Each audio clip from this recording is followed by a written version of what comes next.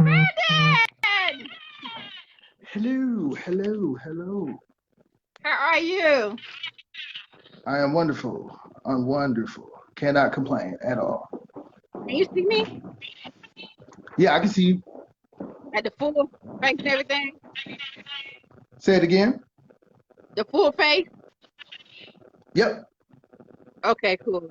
And you can hear me too, right? Clear? Yeah, I hear you loud and clear. Okay. Okay. Hello everybody. This is your girl Kristen Johnson, admin of the REI Accountability Club Facebook group. We have here Crandon Dealer. He is a wholesaler investor. I met him at our local Real Estate Investor Association. People call it the RIA. And he is an expert in wholesaling. So the reason why I brought Candy in here, because every single time we would have a local RIA meeting, Candy would always have a deal. Always. And I want to know what's the secret. So, Brandon, we're going to talk about wholesaling, okay? The, All right. the first thing we want to ask is, okay, just let you know, I got some questions. Questions people that hit me up on my DM that was scared to like post. So I'm going to ask you a lot of questions, okay? Okay. Shoot. Okay, first of all, what is wholesaling in real estate? So wholesaling real estate is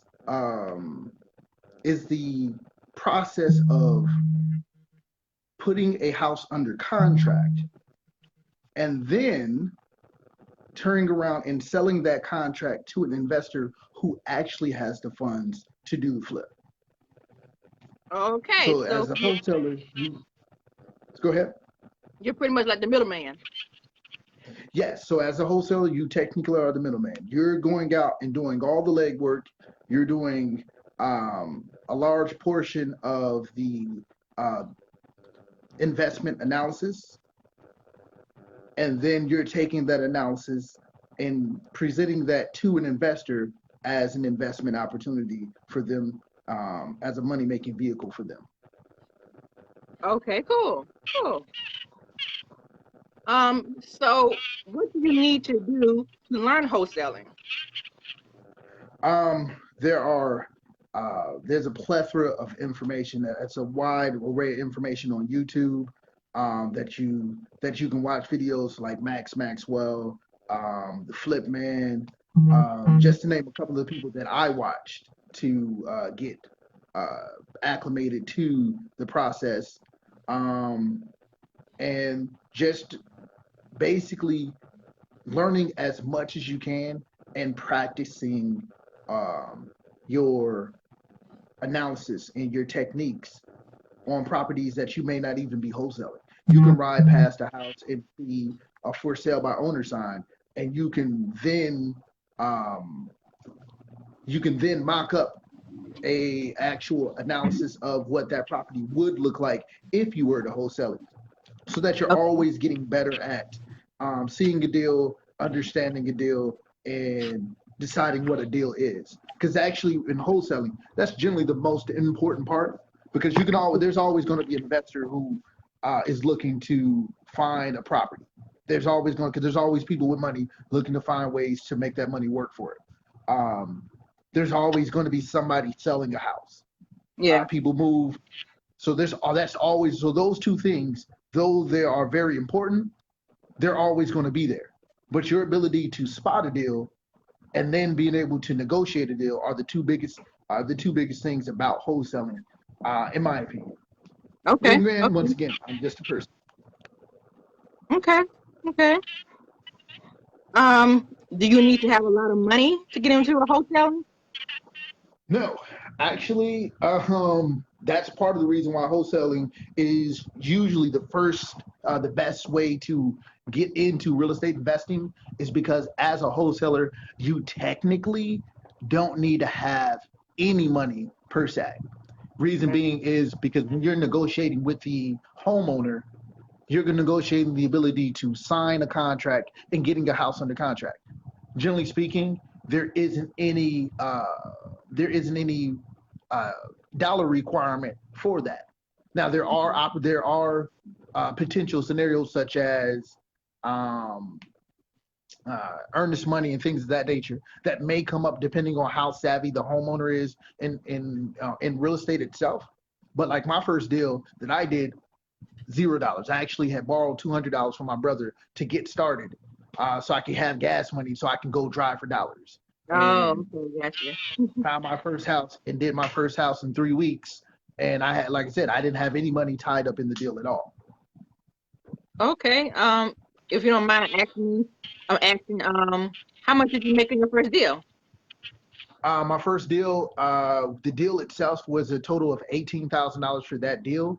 But I had to split it with the guy who brought the buyer because I had to partner with a more seasoned wholesaler. And so we split it 50-50 down the way because he brought the buyer. And so I took home after fees and whatever and whatnot. In closing, I took home $8,500. I made that in 3 weeks, which is why $8,500. and so $8,500 in 3 weeks worth of work. Yeah, you're not going to go back to a traditional job after that. Wow. Yeah, you're right. Wow. $8,500 for only 3 weeks. Y'all hear that? $8,500 for just 3 weeks. Come on now. This is why people like As a matter of wholesaling. fact, if I can be so bold to share the property that I did, if y'all Hmm. want to go look it up. That property is 2327 North Lake Drive. It's out there I believe that's in Irma. Okay. And like I said, you'll see what I was able to sell it for. Um, and like I said, I got lucky driving for dollars, and just Wow. I called her for sale by owner sign, and I didn't know that she was going to be interested in selling, but I jumped out there. Didn't have a bunch of information. I wasn't really confident, but I knew that I had been doing phone work for, in customer service, tech support for 18 years. So talking on the phone, super easy. And so I just, had a conversation with the lady, and she turned out, really was interested in selling. And she had a gold mine, but she didn't know what kind of gold mine she was sitting on because after all, it was just her second property that had gotten flooded out. Hmm. So we're gonna unpack this right quick. You were driving for dollars, and you Yes, ma'am. saw for sale by owner sign, Yep, and that's where you're able to contact the property owner and negotiate on a price. indeed. She wanted 98 for her house. We settled at 94. She owed 90,000 on the mortgage, Mhm. so she walked away with a $4,000 profit, Okay. and so she was still happy because I was able to get her so that she made something. She was able to go ahead and pay her mortgage off and walk away with 4,000. So she was happy. Okay. I was able to walk away with $8,500. I would have the other wholesaler, he walked away with $8,500.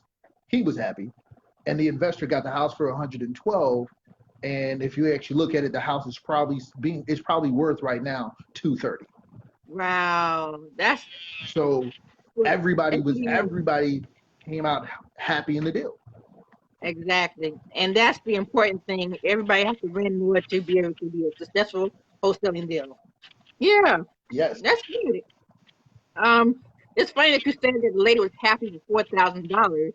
Remember the wholesaling deal that we did, and the lady was kind of like taken back by the price. Like she thought she was getting the whole full $20,000, but she got like what $12,000 because she owed taxes. Remember? Oh, yeah. So, Yeah.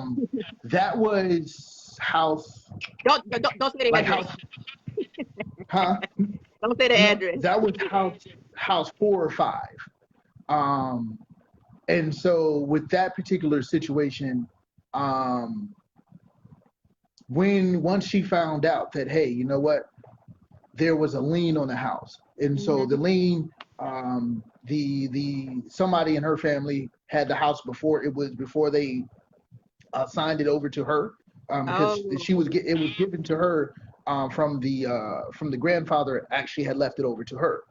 okay. But unfortunately for her, before he actually had it over for her, her father had done something to where he had a lien on the house that needed to be taken care of before she got paid. And so even still, I was able to wholesale her house for 75, and she still I made 10. So that left. So now, if I'm getting 10, that left her with 65. Yeah. But there was a $20,000 lien on the house as well. So she still walked away with $45,000, which is really, really good, because that's $45,000 she didn't have. Yeah, that's But true. of course, she was not prepared for that, because she thought she was walking away with 65, Yep. until we actually we go through the whole process, and we then discover, hey, there's a lien on your house, and that's going to have to come out of your profit. And luckily enough, we had a good enough rapport that she was still comfortable with me keeping my 10 and not saying, well, I want to make more, so you're going to have to get less. Yeah. So, Yeah. I mean, it was a good deal, because it still is a situation where everybody came out good, because she still made 45. The lien is paid off. I That made is my true. 10. And recently that house resold, for I think 225. Okay. Okay. That's good. See, So, everybody winning. so the and the investor, once again, it was a home run for the investor. They're super happy. They were, because I think they only put like 75 in it. So if they bought it for me for 75, they put 75 in it. They're all in at 50, at 150, and then they sell it for 225. Whew. I don't know about you, but that sounds like a really good deal. Yeah, it is. $70,000 profit. Yeah. And Andrew said the I key got to you. success is everyone makes money, collaboration over competition. Yep. That is correct, Indeed, Andy. Andrew. Yep. Um, so the question I have for you is what's your actual process in wholesaling? So my process of wholesaling. So the very first thing I do, I only drive for dollars. I don't do any lists. I don't do any of that, because for me, it's easy for me to have a phone conversation if I've Mm-hmm. seen the property, because then I can talk to what's wrong with it. Why am I asking if you want to sell it? And it gives me a little bit of leverage in terms of the conversation, because I know if you are not living in that house and you do not have a renter in it, it's costing you money, because you have to pay taxes on any property that you own. So there is no property that's sitting out there vacant that is not costing that person some kind of money. And so I can speak to that. Hey, I saw this house. Your grass is not cut. I see it looks vacant. Yeah, it's vacant. Oh man, so the taxes on that's got to be at least 2 grand or something. Blah blah blah. It's costing money. I'd like to take that off your hands. So I'm going to be able to have that conversation. Secondly, when I look at a property, I get down, I write the address, and then I reach out to, one of the people who are actually watching this, my good buddy Carlisle. Got to give him a shout out, because he does all my skip traces. What's his Carlisle, name? yo, Carlisle, Oh, you've Carlisle. made me, yes, you've made me so much money, fella. I really do appreciate you, bro. Um, so I send it over to Carlisle. Hey, man, could you go ahead and skip trace? Can you skip trace these for me? Matter of fact, just a slight off bar. I'm in Charleston right now, and I'm Mm-hmm. doing the exact same thing. And Carlisle has skip traced me like 10 or 15 Charleston addresses. Okay. Appreciate you, big dog. When I make some money, I make sure. And then if you have somebody working for you, just like Andrew said, collaboration over competition. If they do something for you, hit them with some bread, break them off some dough. Carlisle knows when I sell a house, he gets some money because he Yep. looked out by doing my skip traces. I really do Adding appreciate it. value. Adding value. Exactly. Indeed. And so when Carlisle does my skip traces, I then go ahead. So let me back it up. Before I send anything over to Carlisle to Skip Trace, I do a overview, a quick analysis. I always base my analysis off of at least 40,000 in repairs. That doesn't necessarily mean it will be that, but usually, generally speaking, I've been pretty comfortable with the amount of properties I came across that the repairs are usually somewhere around 40 or more, depending on how extensive the or how bad the house is. So I normally go in and just I run my comps simply by pulling up Zillow, looking around and seeing what sold in the last 6 months, and I build my comps from there. Then I subtract my 40,000 in possible repairs. Then I also do your 70%, pull out the 30% that you would have to pay the investor, or that the investor would need to make in order for it to be a deal. And if after all that it looks like it's a potential deal, then I take that and send that to Carlisle and say, hey, Skip Trace this for me because I need to get in touch with the owner now. And I'll get in touch with the owner via call, mail, or if it's local, I may even knock on the door, because I've noticed that I've been able to obtain properties from all three processes. Mm-hmm. So it's like you do all the calculations first before you go to Carlisle. Yeah, because to me, it's not fair to him to waste his time. Yeah. And whatever resources it requires him to do that. And plus, I don't like to spin my wheels. Like, because I'm only doing driving for dollars, I don't have 100 or 200 leads. I may only have 10 or 15 leads, so I can drill down and make sure that these 10 or 15 leads are real 10 or 15 leads. Like, because it makes no sense. You Skip Trace, you call the owner only to find out there's no deal in this house anyway. You just wasted a bunch of time and a bunch of resources on a house that you can do nothing with in the first place. And I'm about efficiency and I'm not about wasting my time. Exactly. So I'm gonna unpack this right quick. Your niche is driving for dollars, and you had a team, which is Carlisle. And Carlisle, we met Carlisle at the local RIA, the Real Estate Investor Association.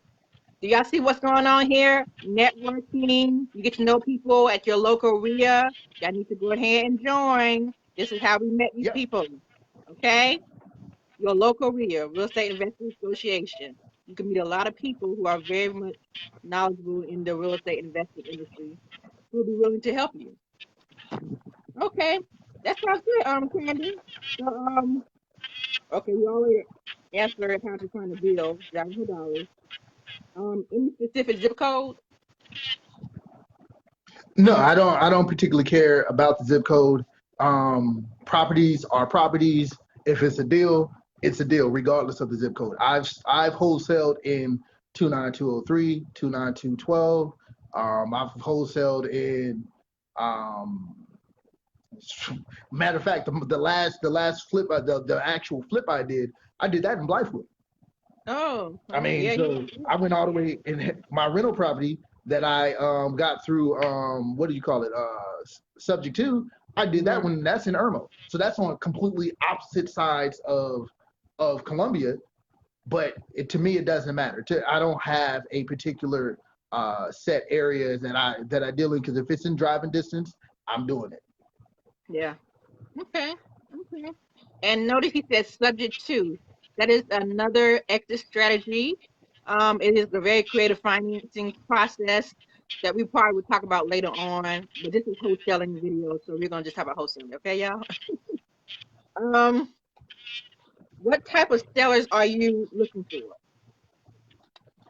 I'm always looking for motivated sellers. Now, the thing with that, because you hear that term thrown out there all the time, a motivated seller. Surprisingly enough, you don't necessarily know what a motivated seller is until you speak to them.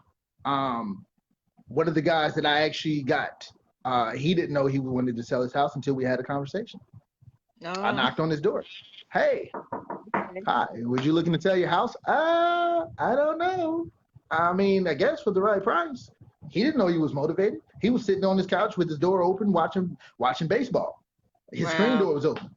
So I knocked on the screen door. Hey, we had a conversation, sparked it off. Next thing you know, I got me a house because we had a conversation. And Good report. so I know you hear that term motivated sellers. A lot of times, what I look at is if your house is in disarray, there's a Mm-hmm. chance that you're motivated because there's something going on with your living situation that does not allow you to take pride or be able to show the pride that you have in the place that you rest in. And that may be personal issues, it may be financial issues, whatever those issues are, you have something going on. And because you have something going on, I'm here to see if me buying your house or me getting your house under contract is a possible solution to whatever issue you have going on in your life. Smart. Very, very smart. So you said that you go by the house and see if it looks distressed. And when you see that the house kind of look distressed, look kind of messed up, more than likely it's probably some financial issues. So that's how you're able to think that they're probably motivated to sell their house. Agreed. So, like, one of the things I look for is um, in the entryway to the house, are there cobwebs?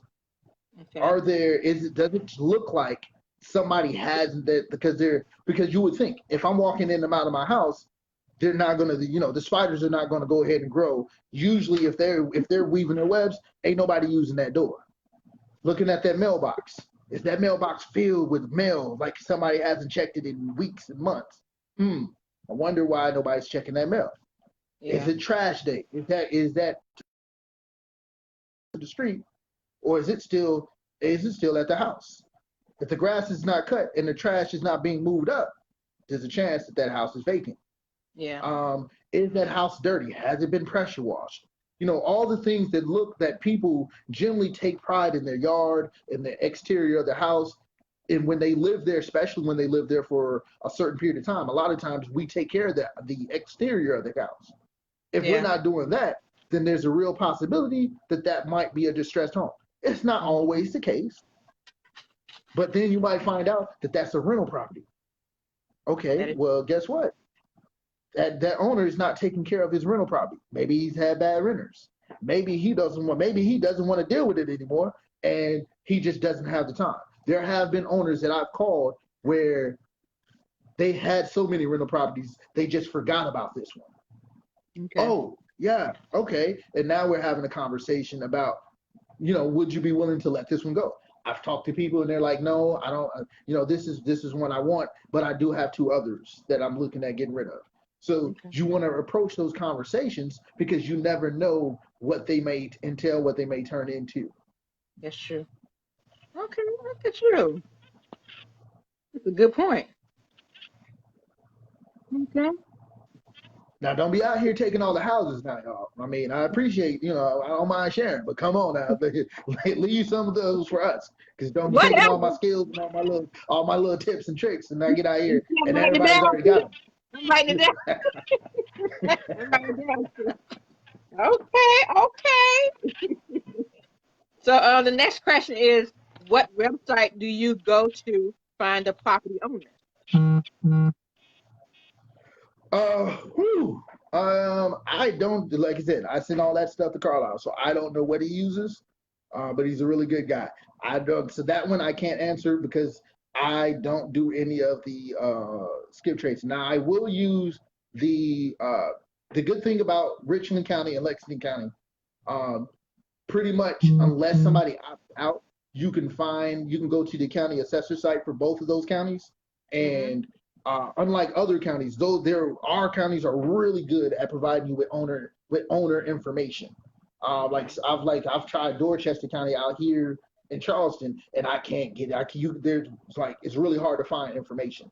Whereas Oh, so we are definitely lucky in the Columbia and surrounding areas for Lexington and Richland County that they provide us with all the necessary owner information for us to be able to send over to get skip trace. okay. Okay. Carlisle Oh, and and a little known contact. trick. It helps you save time when you're doing your evaluation and your comps. One really easy way to get straight to the county site. So if you're not sure if it's in Lexington or Richland, is to go when you're looking at it through Zillow. Zillow gives you the option to look and see what the previous taxes were. When you Oh, go there, it'll give you a link that says link to the county website. Click on that, and it'll automatically take you to the necessary one that you need for that property. So you're not out here trying to figure out, oh, is this on Lexington? Is this on Richland? So that's one of those things that I found out really saved me time and really helped me in my process because you know time is money. So the less time you have to spend in deal analysis, the more time you have to do other things.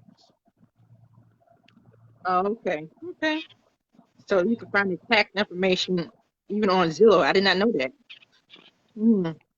And Carlisle said Landglide is a good cheap app that'll give you the information. That is true. Landglide. Yep. Y'all heard that? Tax assessor website, Landglide, and Carlisle are the ways to find property owners. Hey, Artina. Okay. What program, software, and what apps do you use, and what do you use each of them for? Like, you have apps that you use too, or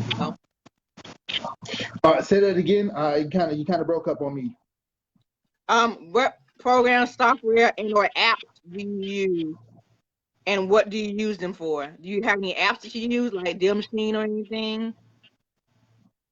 Nope. I am straight thugging it. We just go ahead and use. I just So, use a yeah. simple. Zillow is the only thing that Zillow and the county website is the only thing that I use. I like to keep it simple because when I get too many apps, because I tried all those different things and it just ended up just becoming more wearisome than it is. So like well, let me not say I don't use any of that. And then I use PropStream? Excel. Oh, I use Excel, create my spreadsheets, throw my stuff in there, color code them, bang them out, bing, bing, bing. When it's green, that means it's a possible. It's a possible. If it's green, that means I've made contact and they're interested.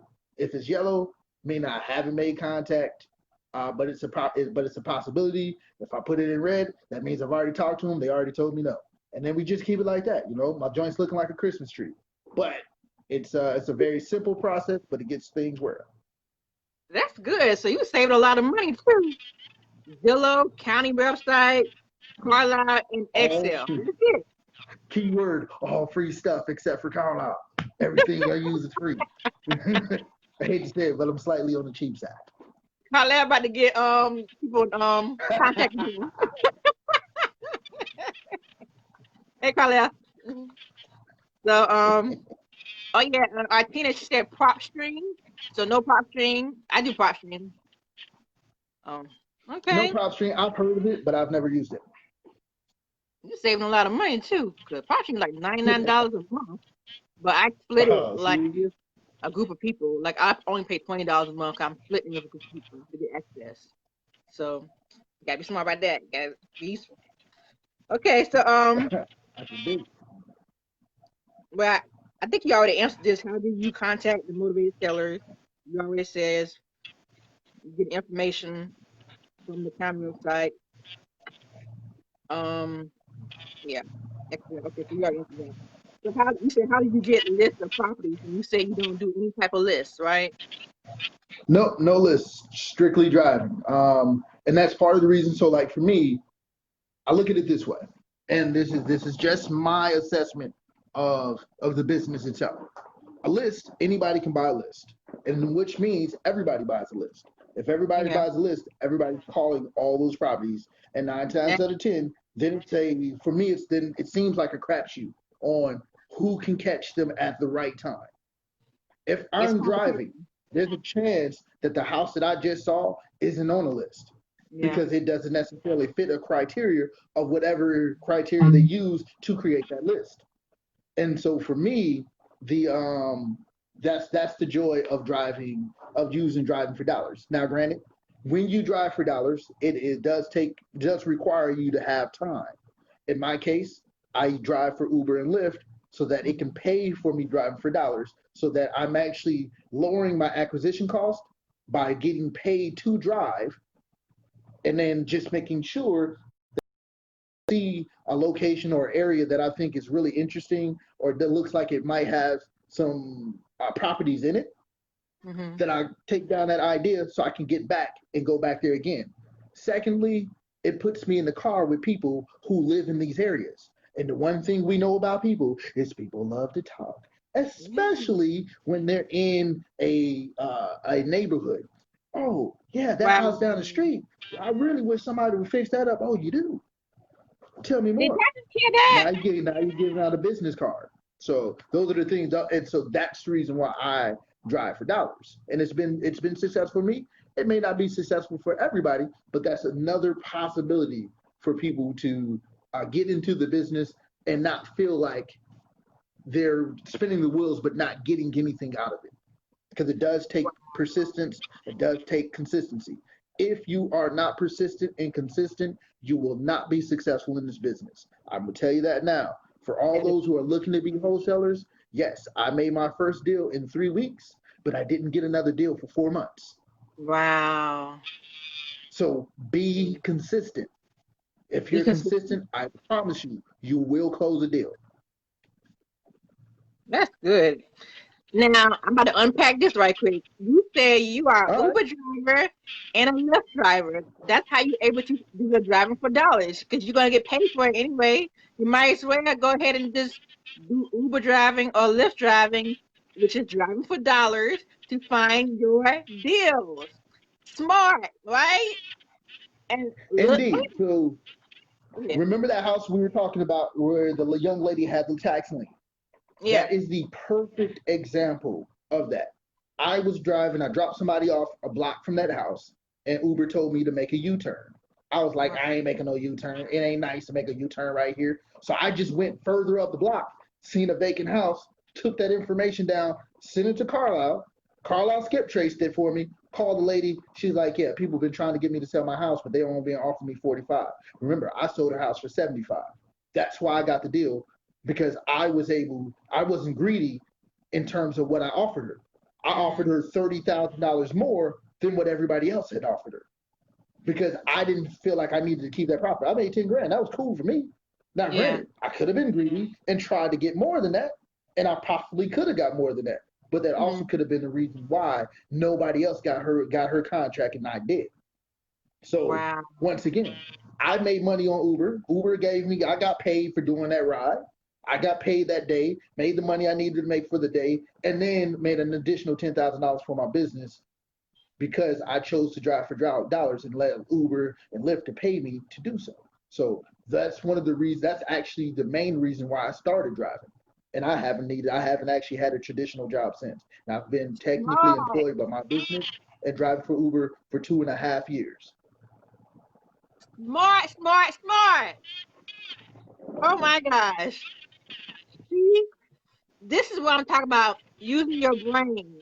So some people may not know I'm also an Uber driver too. And I drive for dollars, looking I guess picking up my um I guess picking up the people in my car and when I'm doing that I'm looking at properties where I'm doing that but I'm still getting paid for it. It's been a while since I've done it, but I utilize it because of that. Wow, that's good, Crandon. See, me you think right. Um, Artina, uh, you said that was gonna be my move before COVID. Drive for Uber and be my own bird dogger. Yep, it's a smart thing to do, Artina. For real. Go ahead with that mask Indeed, and go ahead indeed. and be an Uber driver. And then I think she said something else. She asked another question. She says, "Are you now using the new deal machine version on PropStream or using deal machine? You don't. Oh, sorry. Um, Artina, I am, but I'm thinking about removing deal machine altogether. It's expensive. Oh my gosh. Coleman makes a lot more deals than I do, for real. And he does not even half what I do when it comes to these apps that I have. I have Procter and deal machine. And deal machine is expensive. So I think I may be on cancel deal machine soon. But we will see. It depends on if I start to pick up more of my deals. If I do, then I may keep it. If not, then I may go ahead and just cancel it altogether. But good question, Artina. Let's see what else.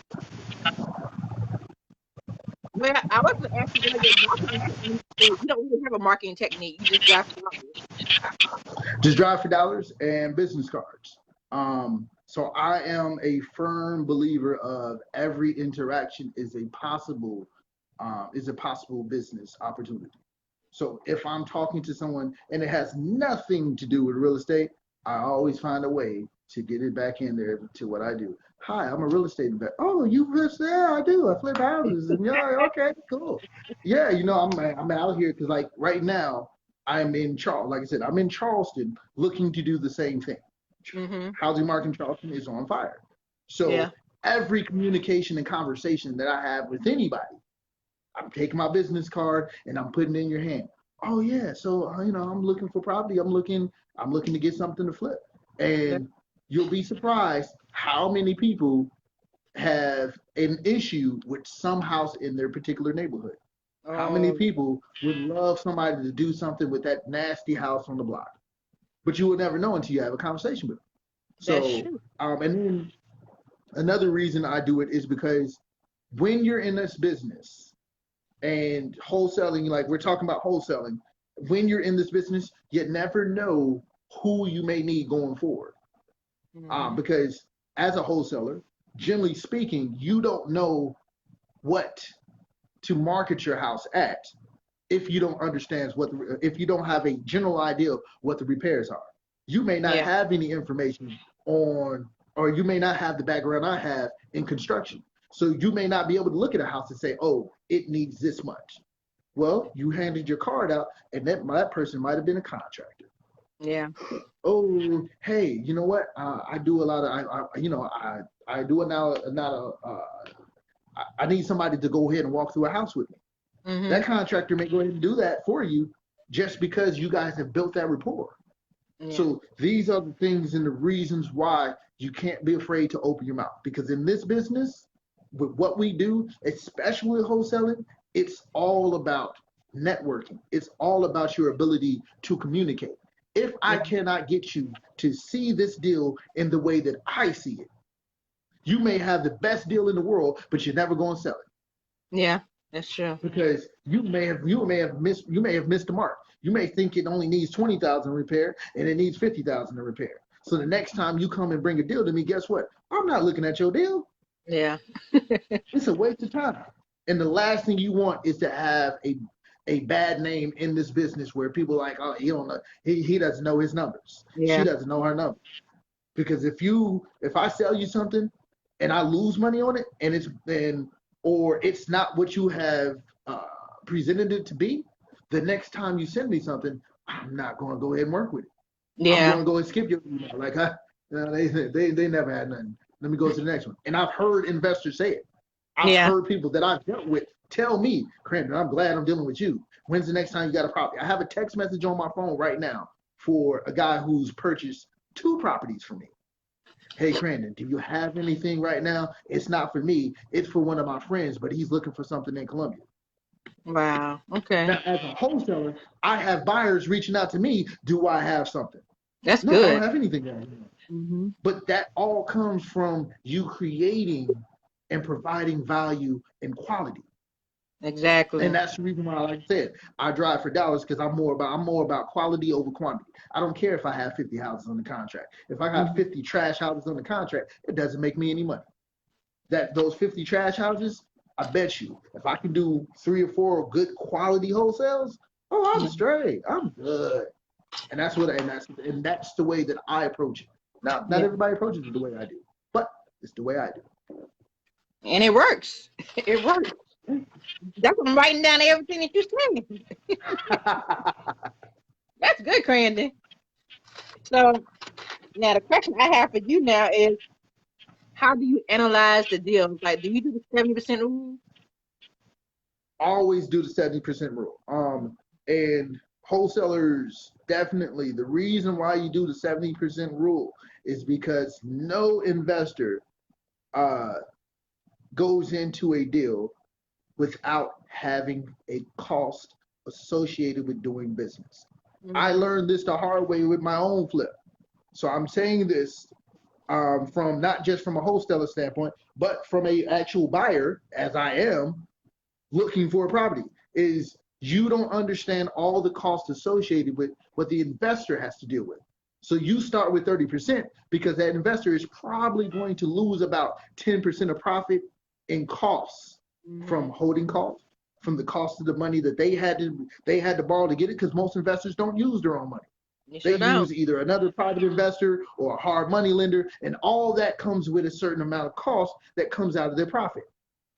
Not to mention, if you're not good on your repairs, the repairs may be more than you actually told them. If something, and it may not even been your fault. They may have opened the wall and found out that there's some stuff that they had to fix. So now that repair cost goes up too. So by the time they actually get their cost out, they may spend 10 to 12% of that 30% that you walked off. So they're only getting 18 or 20% out of the deal. So if you come to them with a deal that only has 22%, and I got to take 12% out of the cost, I only made 10% on this money. Now, granted, the larger the dollar amount in terms of the house, the Yeah, larger that profit is. So 10% of 400,000 is a lot better than 10% of 200,000. it sure is. So I might be a little bit more interested or a little bit more lenient with the number in terms of from an investor standpoint if I'm actually doing a $400,000 flip. But if I'm only doing a $100,000 flip and I'm only making 10%, I only made 10 bands. But I took a 80 or 60 or $70,000 risk. The risk to reward for the investor does not make sense if you don't have that 30%. That's why the 30% rule is there. So I hear a lot, I've seen a lot of wholesalers, it don't matter. That does matter because you won't be wholesaling for very long. I'll tell you that right now. Because people talk, investors talk, and they would be They like, sure "Oh, do. this guy's a bum. That person's a bum. Don't get a house from them." And then before you know it, nobody's responding to your emails, and you're looking like, "Why? I got houses." But nobody wants your houses because you're always over promising, and you can't over promise. Okay. Andy said exactly right, Crandon. Most wholesalers think the flippers make 30% profit. Thank you for helping to explain all of those costs. Realtors, holding costs, private money, and overages on repairs. That is so true. Trust and believe, because I've been on that side too. I'm still on that side right now with my renovation. My gosh. That is so true, Andy. Whew. Gotta make me cry a little bit, because goodness.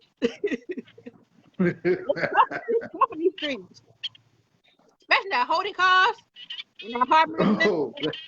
Oh, Like, that will don't, and eat up your profit. don't start with me with the monthly interest that you gotta pay for while you still in the doggone deal, trying to renovate the doggone house. Oh my God. Shoot, who you telling? I Yes, was so close. I I was jumped in so there. close to being a dancer on the weekends. I'm sorry. I'm just Like I said, I started out as a wholesaler, and as a wholesaler, I looked at them like, oh, I'm making all these people so much money. I got to get a flip of my own. hmm. And you did. Whew. What you don't know, yeah, what you don't know. You don't know what you don't know. You don't know exactly. Um, you find out real fast that it's a lot more it looks a lot more glamorous than it is. So as a wholesaler, it is our job not only to protect our buyers because we need those relationships. We don't have anything to wholesale if we don't have a buyer to buy it. So we have to protect that relationship. And part of that is doing our due diligence. Do your homework up front so that you don't have to worry about, buyers being scared of the stuff of the product that you provide. Yeah. Okay. Yeah, that's true. Andy said some lenders do not require monthly interest payments to help out with cash flow. Who are those lenders, Andy? Please post them in the group. I need to get that information, please,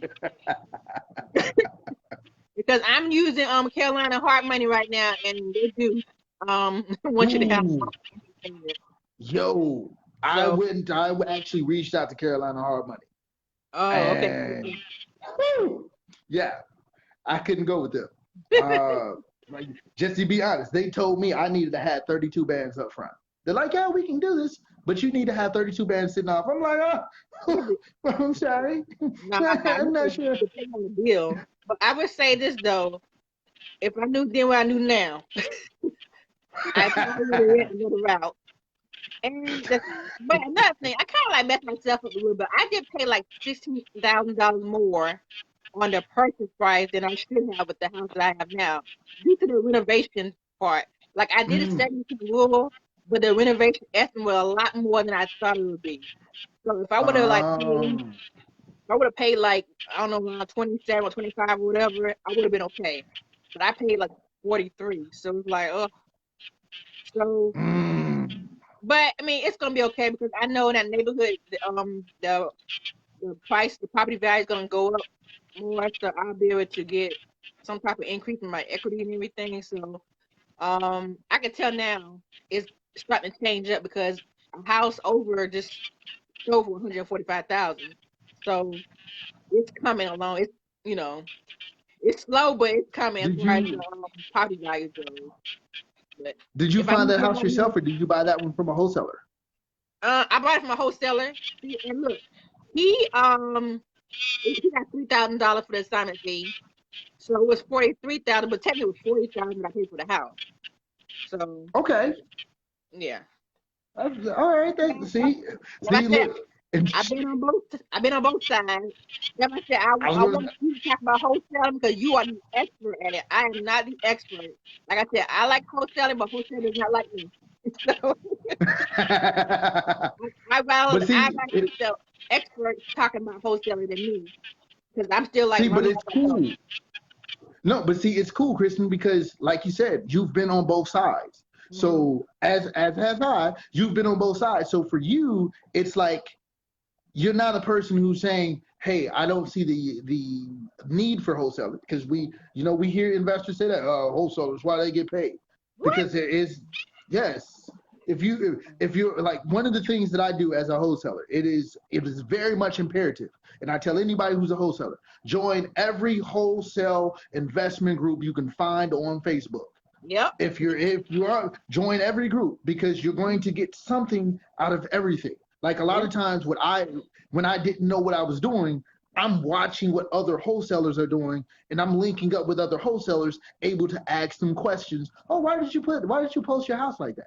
Why did Yep. you actually put this information? When you did your blast, your Facebook blast, why did you put this information? Why did you omit this information? I learned those things by talking to other wholesalers and seeing which one got responses and which ones didn't get responses. Join Mm. those groups. However, when you join those groups, please understand you will come across buyers. There will be buyers posts. That will, for lack of a better word, uh, defamate wholesalers. That will Yeah. go ahead and be like, they're terrible, they're terrible. But I will promise you, most of the people who have the money to spend do not have the time to look for properties. They That sure is why don't. wholesalers are in business because they don't have the time to spend all day running around calling leads, cold calling, and things like that. If I have $500,000 to invest in a house, I guarantee you, if it's not my main business, I'm not calling a bunch of leads. I'm Yeah. looking for wholesalers to come bring me something, and I don't mind paying Okay. for a quality product. Now, I would say this as well. You may come across the information that there's a set wholesale fee that you should have. Yeah. BS. The Mm-hmm. wholesale fee is based on the property that you have. Like I They said, sure do. my first deal, if I did it myself and didn't need any help, I would have made $18,000 as a wholesale fee. However, Mm. I've done deals where I've only made $1,500 because that's all that house could hold, could handle because of what I was able to get it under contract for. So Yeah. let the deal itself determine what you're going to make. Don't set it up. Oh, I'm going to make 5,000 per house. You're going to screw yourself out of deals that way. You may make 10 on one house. You may make only 1,500 on another house. Let the house determine how much you make, and I guarantee you'll have a whole lot more success that way. Hmm. That's smart. And don't be That's greedy. Don't be greedy. exactly. Don't be Be greedy. okay with sharing the profit with others if necessary. Do not be greedy, because I promise you, once you're greedy, other wholesalers will talk about you. And when Yep. you need to partner with somebody, ain't nobody finna touch you. Yep. Exactly. Speaking of that, I'm gonna tell you this. I think I spoke to you about this. You ain't gonna say the person's name. I know where you're gonna go. You ain't gonna say the person's name, but she hit me up. Nope.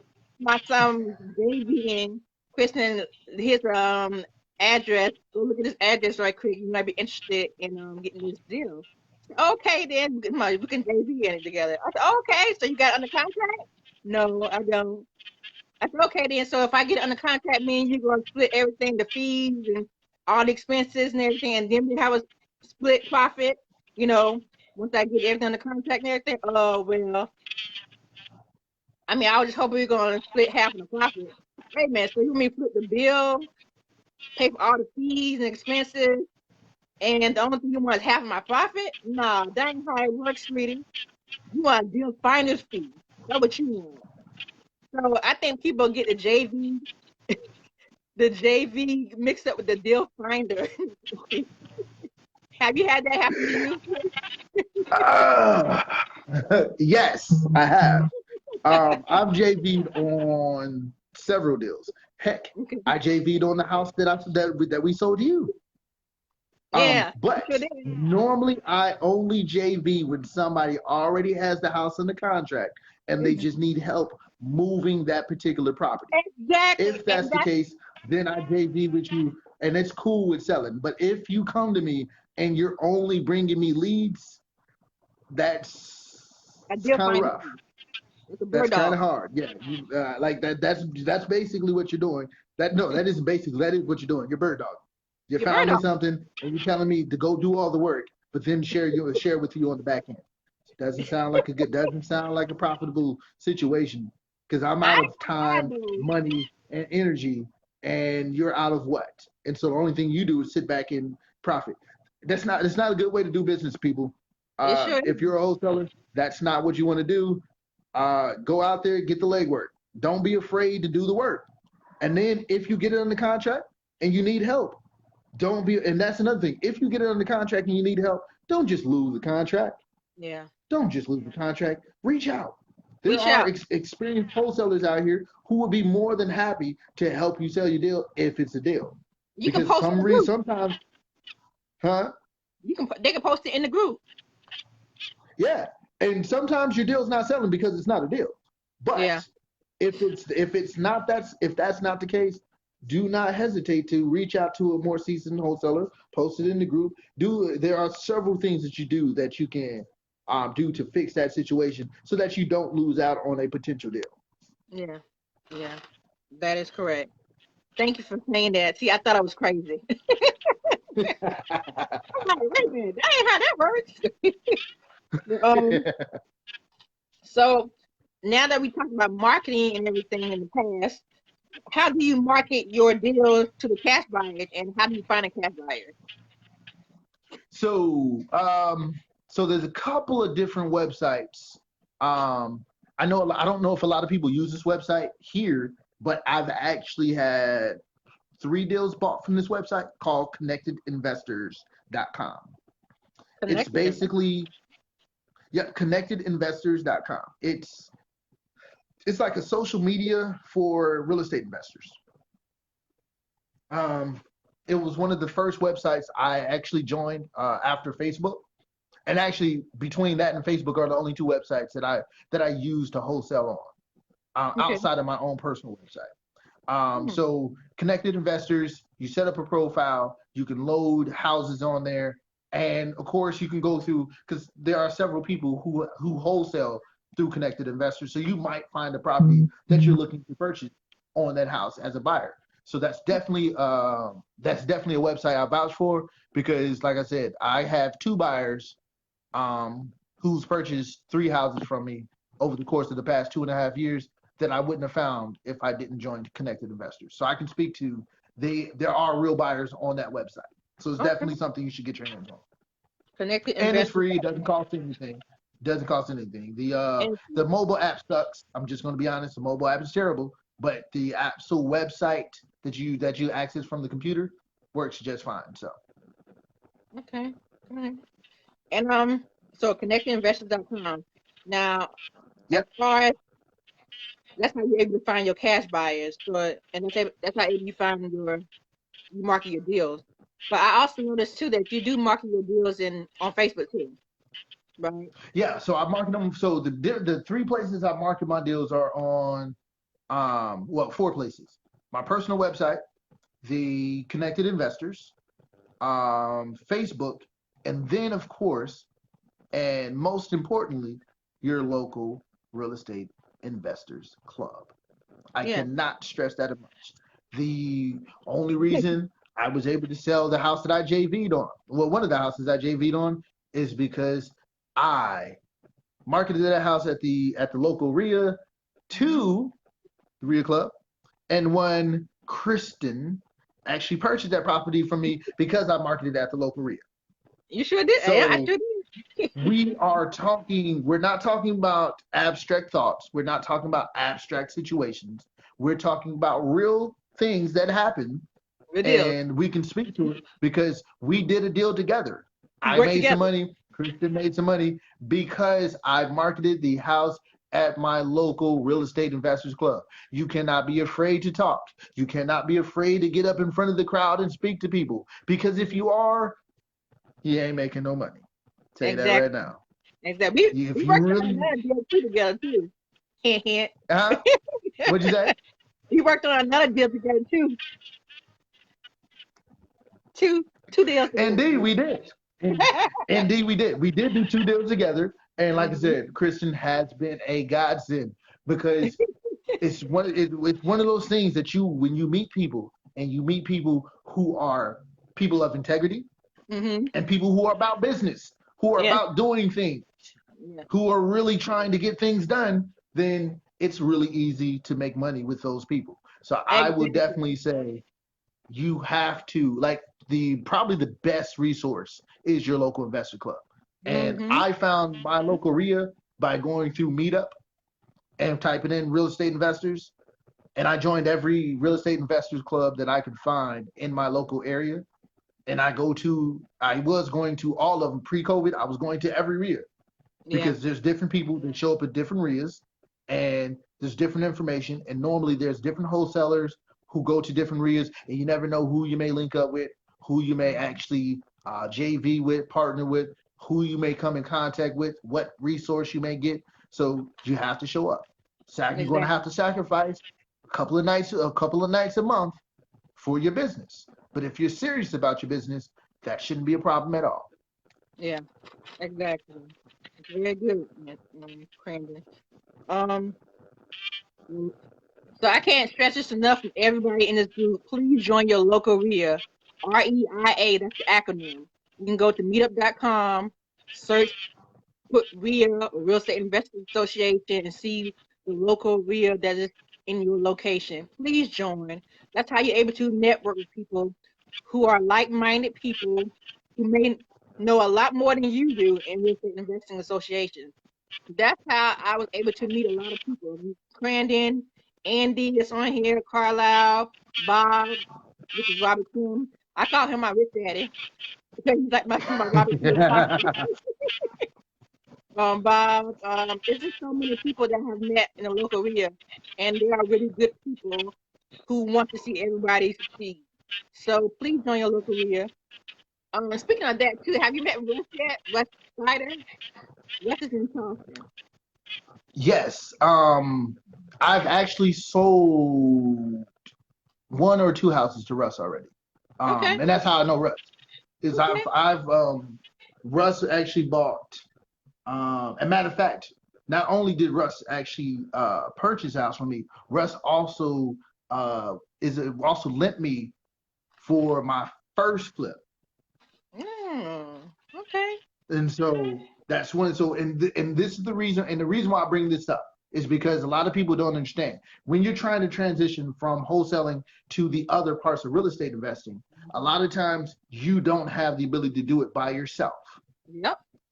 Sure And don't. those people that you've actually dealt with, that you've made money through wholesaling, and they know and they can trust that you know what you're doing and that you are a person of integrity, that Mm-hmm. you're a person that can understand how to make this deal work, they're more likely to take that chance on you and invest with you and invest in you Yeah. than you running around here and trying to deal with somebody that you've never had a relationship with.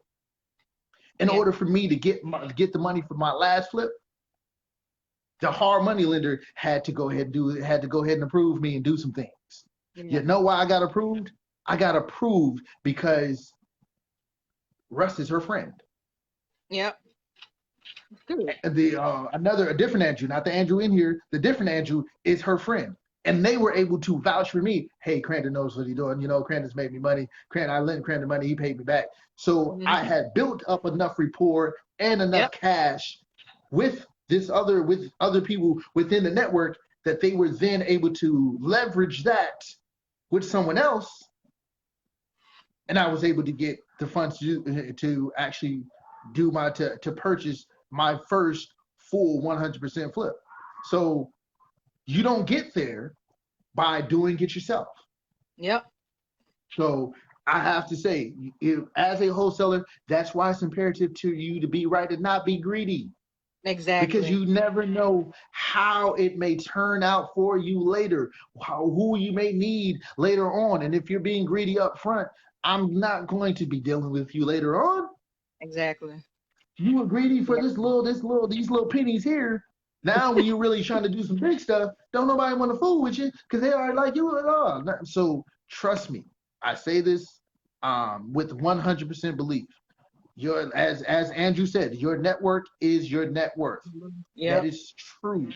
That That is is true. 100% true. Yeah, that is very true. That is very true.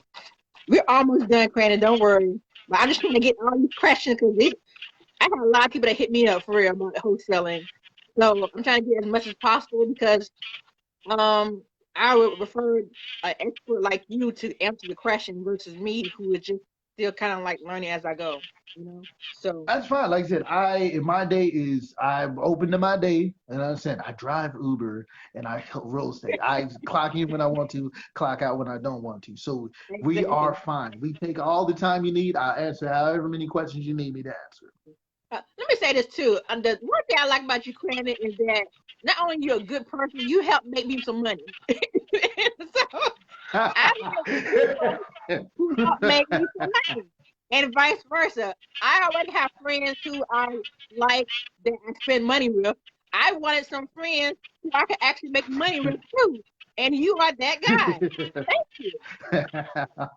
Thank Like you I for said, coming to you're welcome, and it's been a mutually beneficial friendship, and that's part of the reason why when you asked me to do it, I did it because I'm like, sure. I mean, why wouldn't I? You, I have nothing but the utmost respect for you, and of course, like I said, you've made me money, I've made you money, and I do plan to make you more money in the future. Come on now, Okay. come on. I'm ready. Listen, and also I wanted people to know too that a lot of people lately I've been seeing a lot of people who've been getting scammed by real estate gurus or people saying that they money and making a lot of money in real estate but don't have a HUD statement. We both have HUD statements, okay? So that and we have HUD statements together. So that right there, I should tell you that just be careful who you listen to and who you follow because you got to do your own due diligence in these people because not everybody doing what they say they're doing, you know? So I got, Indeed, and go ahead. like you said, we both have HUD statements. On every house I've wholesaled, I have a HUD statement. Yep. And so whenever I have a conversation, whenever I bring up something, and if anybody ever is like, hey, you know what? Let me show you, or Crandon, yeah, I know you spoke about this situation or this scenario. How did you analyze this house? Oh, Mm-hmm. you can look up every address. You can look up every house. I can provide the information behind it because one of the things that people have to understand is in terms of learning this business, sometimes you have to see it. Yeah. Sometimes You're like, okay, so how do I actually analyze the deal? You know, I can throw you an address and I can tell you what it sold for, what I was able to sell the house for, but you don't necessarily know what made an investor look at that house and say, why is it a deal? Yeah. Because you may not know how to run comps. So you may look at a house and not know that this house is worth 200 grand. That's why they were willing to buy the house for $112,000 because they knew they were going to make so much more off of it. So these are all things that having that paperwork behind us is what allows us to be able to speak to it and to be able to articulate it in a way that people understand, because you know we have, as they like to say, check the receipts. The receipts are there. Yeah, exactly. And to people who feel like they need to get the guru, hey, look, okay, hey, if you got $10,000 to $15,000 to pay a guru, I'm gonna tell you right now, hold on to that. Let me get my next flip popping, and I'm gonna come holler at you about that 10 to 15. And what we'll do is we'll work it together. You know what? We'll do you invest that with me, and we'll work that deal together. And then we'll talk about how we can make some profit together, instead of you paying somebody 10 or 15 to tell you stuff that is on YouTube. I'm telling you, I've not seen anything from any guru that I cannot find on YouTube. I promise you. I keep saying this, and I'm not trying to be rude to anybody. I want to think I'm condescending, but whenever they ask me a question about something, I know for a fact I can easily just go on YouTube and find it. So I'll put it in the group. Like, here's the video right here, because there's no point of me making a video about it if it's already there. If it's a slew of videos about the same topic. And even when it comes to wholesaling, let's be honest, wholesaling is pretty much a basic step. It's hard. I mean, sometimes it's hard to get motivated sellers, but it's pretty much basic steps, and it's literally the exact same step. Now, some people have different niches. Like, you have driving for dollars. Some people like probates. Some people like tax delinquent list. Like, those are different niches that people may want to get information on. But as far as the actual concept of wholesaling, it's exactly the same as everybody else's wholesaling method. That's why when I posted that link in the group, the 2-hour free training on wholesaling, it was literally a training that I went through and realized, dang, I actually paid money to get a wholesaling course from Mark Witten, and it's saying the exact same thing on this free training from YouTube. What? I could have saved me some money. I mean, it was a good training though, but I could have saved me some money going on YouTube watching this training than paying a course on wholesaling. So that's why I keep telling people, I'm not trying to be condescending or anything, but it's literally a lot of information on YouTube. Please go on YouTube first, YouTube, Google, and Facebook, and get on these groups. This is how you can find the information. Even read a book about certain topics. After you're doing that, if you still don't understand, then reach out to an expert. You know, that's how you do it. Yeah, and see, it's funny. It's funny you say that, because remember, I forgot the guy's name who came out here in the local area, and I paid for I paid the $500 or whatever for the class. I can't remember how much we paid, but it was in the hundreds. Used some of my last little bit of change to go ahead and pay for that class. No. And I wasn't given any additional skills than I already had. Yeah. The only thing that it did, and I will say this, the one thing that did come from that is I got my subject 2 that I was going to wholesale, and I only got that because during the process was when we came across the house. Yeah. So it wasn't the training class. Yeah. It was the ability that, okay, it was supposed to be a hands-on class, so I'm gonna take you guys out and we're gonna go look for some properties. So I'm thankful for that, because my house now, I got $68,000, I got like something thousand in equity in that house that I found during the time of the class. But it wasn't any of the training portion that I received any benefit than I already had that I got for free. Exactly. And I don't say this for anybody's business model, which is selling the idea of wholesaling. Hey, if that's your business model, that's your business model. But as a person who wholesales now, you see what Carlisle said about that class. Carlisle did it too. Because Carlisle took the same class. We took the same class. And Uh, he said, so Carlisle said 2020 exposed a lot of people. Yep, it sure did. Don't even talk so about that place. so what I'm saying is, so it's not just me. Someone else who took that class said the exact same thing. It did not provide any additional knowledge, and I was that's what I gonna, want people to understand. I was Hmm? gonna pay for it too. I'm glad that y'all did it before me, because I was gonna pay for that class too. Don't do it. Don't do it. What? Don't Now do I'm it. gonna tell y'all this though, and this is the honest truth. Like I keep telling people for the longest, please do your own due diligence, because you would get a lot of the information a lot quicker if you did it on your own. But if you want me to like come and help you and guide you or whatever, I would do that for a fee, a consultation fee, you know, because that's still taking time out of my way to, be doing something that has to do with my job, right? So that's a different. That's why I created the space, All Y'all Accountability Club, so people can search the information and get the information right then and there. Or if it's not in there, then go ahead and post what you need. And if I know the information, I can respond. If not, then you or anybody else who are a lot smarter than I am can respond. And if anybody doesn't know, then I'll find out the information for them so we all can run together. But that's why I keep telling people a lot of the information you can literally find on the internet now. It's not like it was 20 years ago when you couldn't find anything. Like the stuff is right in your face. Hmm. There are people who have the exact same information as another person, but one person actually taking the information and taking action. But then you got that, you are the other person that's saying, can I find a mentor? Can somebody help me? It's right there. It's literally right there. That's how I'm learning as I go. When I say I'm learning as I go, I am literally learning as I go. Like I write down stuff that I don't like what happened and know not for it to happen again. I write stuff that I like that happened, so I write it down and say, okay, this hopefully this can happen again. Like I'm learning as I go. That's how you're able to get the information and to move forward when you take action. I can't stress this enough, but people think I'm like, I don't know, I'm being condescending or I'm just like talking to the top. No, y'all really need to go ahead and just take action.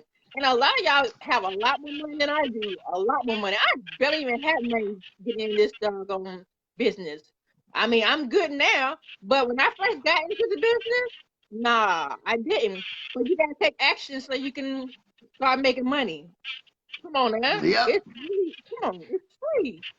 Just get in Like I there. told you, as I said before in the beginning of this, I started with negative $200.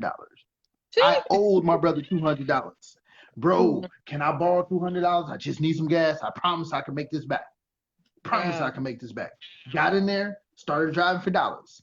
And the sad part is there were so many houses that I didn't approach because I thought I wasn't prepared. That I thought I wasn't, that I thought I didn't know enough. Hmm. Looked at it 2 or 3 months later, those houses then sold by other wholesalers for 20 or 30 or $40,000. I'm like, dang, I could have got those if I had just reached out to them, but I was scared to because I Yeah. felt like I didn't know enough information. Yeah. And the only reason, and like I said, the only reason I got this house done, my first house done, is because it was a for sale by owner side. So it was really easy because the phone number's there. I was Yeah. scared to go and get the information. And so this house is vacant. How do I find the owner? I didn't know how to go, and I didn't have Carlisle at this time. So I didn't have a guy that I could send an address to and get some information. So for me, I was really afraid to do it. And Yeah. I probably have schooled myself out of 5 or 10 houses, no BS, from fear of Yeah. not taking action, of what happens if I don't. Well, I can tell you what happens if you don't. You ain't making no money. If you Exactly. don't call nobody, you don't make no money. If you don't reach out, you don't make no money. That's the result. Now, Yeah. what is the result if you do? Okay, the result may be that you don't make any money, but the result may be that you do make some money. Yeah. Yeah, Exactly. and I attest to that. Carlisle has never, like, I'm sending him address on top of address. I ain't never had to worry about, oh my goodness, is he gonna call this person myself? When me and Mhm. Carlisle did come and we were actually reaching out on the same house, we then partnered on it. Yeah. And we almost had that deal. Carlisle, we almost had that deal. We probably need to call him back because he ain't sold the house yet. But we almost had a deal. We had him and we almost got him down to the number we wanted. But then something happened and he had some renters coming over. And I think they convinced him to actually continue renting the house. But we probably should call him back, Carlisle, because he ain't sold that house and he was old. But yes, so but this is the reason why you deal with people with integrity. Because actually my very first my very first actually at home meeting walking through a house was the house that Carlisle brought to me. Oh, okay.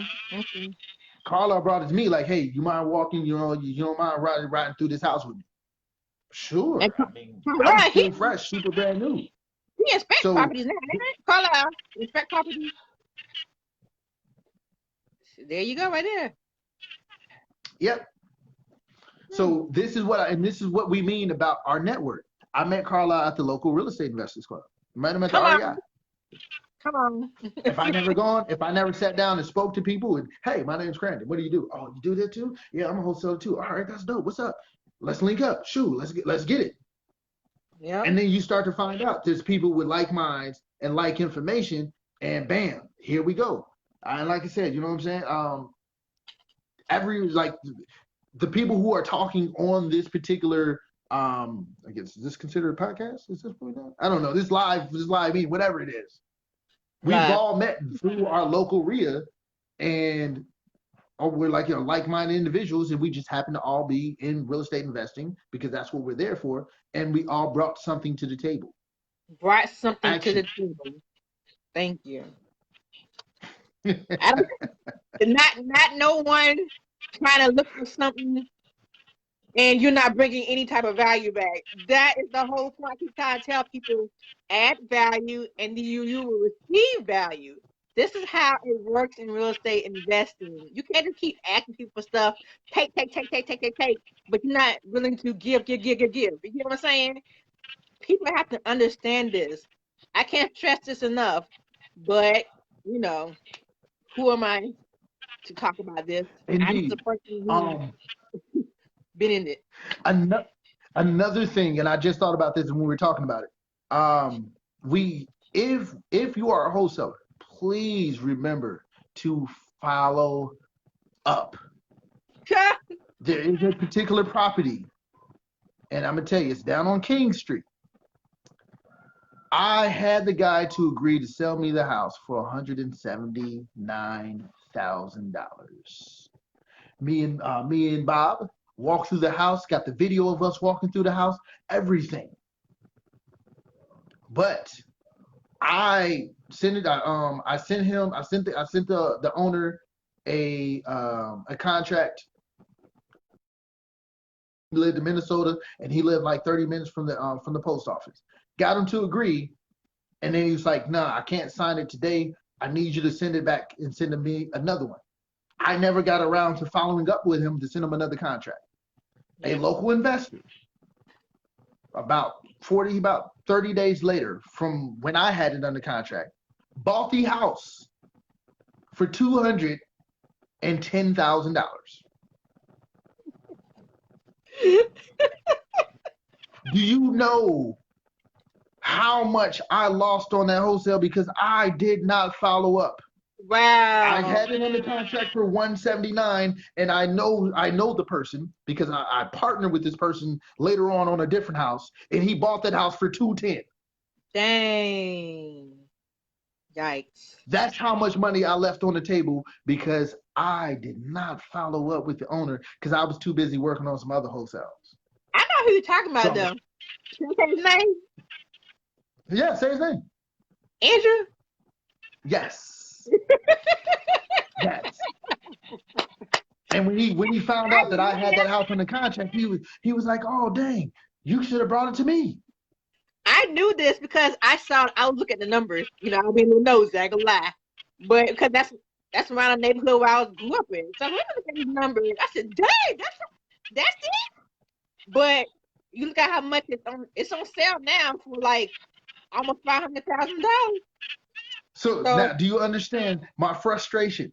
And this is what I tell people as a wholesaler. You must stay consistent and you must follow up because I promise you, you're going to look at your deal and you're going to be like, oh, that should have been me. Yes, it should have Yeah. been you.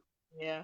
But Yeah. you did not follow up. So I'm gonna say this to all wholesalers that are listening. You're talking to somebody who's closed a lot of deals, but I've dropped some deals because Mhm. I wasn't consistent in my process because I got busy with something else. Follow up, people. Follow up, follow up, Follow follow up, follow up, follow up. I promise you, up. it's going Follow up. it would it is very imperative. That's one of the biggest things is do not like if you don't get somebody today, don't forget to send them the mailer next week or next month or whatever. If you Yeah. do have contact with a person and you tell them we're going to call them back, call them back. You never know how things may change. And like I said, the guy ended up actually selling that house for over $200,000, and he was willing to sell it to me for 179. Mm. Wow. Got the contract sitting at my office, and I just never sent it. That's crazy. See, I understand about that pain because um in the neighborhood that I grew up in, a guy with two college students with two college graduates from USC, they just bought the block. They bought the block for 9 units in the same area that I grew up in. And when I first initially went to the owner, she was selling for $350,000, the entire block and everything. I said, 300 for this? I don't know about $350,000 for this. So I said, oh, I'm good. But then 6 months later, just recently, I found out that she sold it for a lot less than $350,000. I don't know exactly how much it was, but when I found out who bought it, I told him about the situation that the lady said 350,000. I said, "What? We didn't pay that much." I don't want to tell you how much it was because you gonna probably get mad. I was so heartbroken. I was so heartbroken because you trying to tell me I paid a lot less than $350,000. I probably could have bought it. I could have got my hard money lender, could have put it in there with me, could have bought a freaking block with a whole bunch of old duplexes and everything. Man, that thing hurt my heart. I almost cried. You don't believe me? My friend Jessica Mayer, she's in here. She's in the group. She will tell you that when that happened, she tagged me. She said, "Kristen, look at this," because she knew that was the block that I wanted to get, but it was too much. But now that I knew that it wasn't 350,000, it was a lot less, that thing hurt my heart. I'm glad they got it though, but still, I kind of wish I would have got it because I actually grew up in the neighborhood. That was my school bus stop right there. It probably would have been nice if it was somebody who grew up in the neighborhood who actually got the dog on property, but it's okay though. But that thing hurt my heart. Yes, y'all, please follow up, follow up, follow up, follow up. My goodness. Indeed, because you never know what may happen when you follow up. They may have told you a high number the first time, and you never know what situation they may have came into since that last time you had a communication. So you just Yeah, keep the line open. You yeah, never that's know true. what it may tell. Another thing is when you're presenting your deals, when you're Mhm. doing your deal analysis, you have to always analyze a deal from two ways because there's two different type of buyers you have. You have buyers who are looking for buy and hold properties, and you have Mhm. buyers who are looking for flips.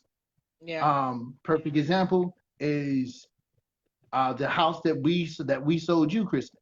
Remember, we Mhm. presented it as a buy and hold opportunity, which Yeah. is what made it as attractive as it is. Now, granted, you ended up flipping it, but it was actually a very good buying hold um, scenario in the first place.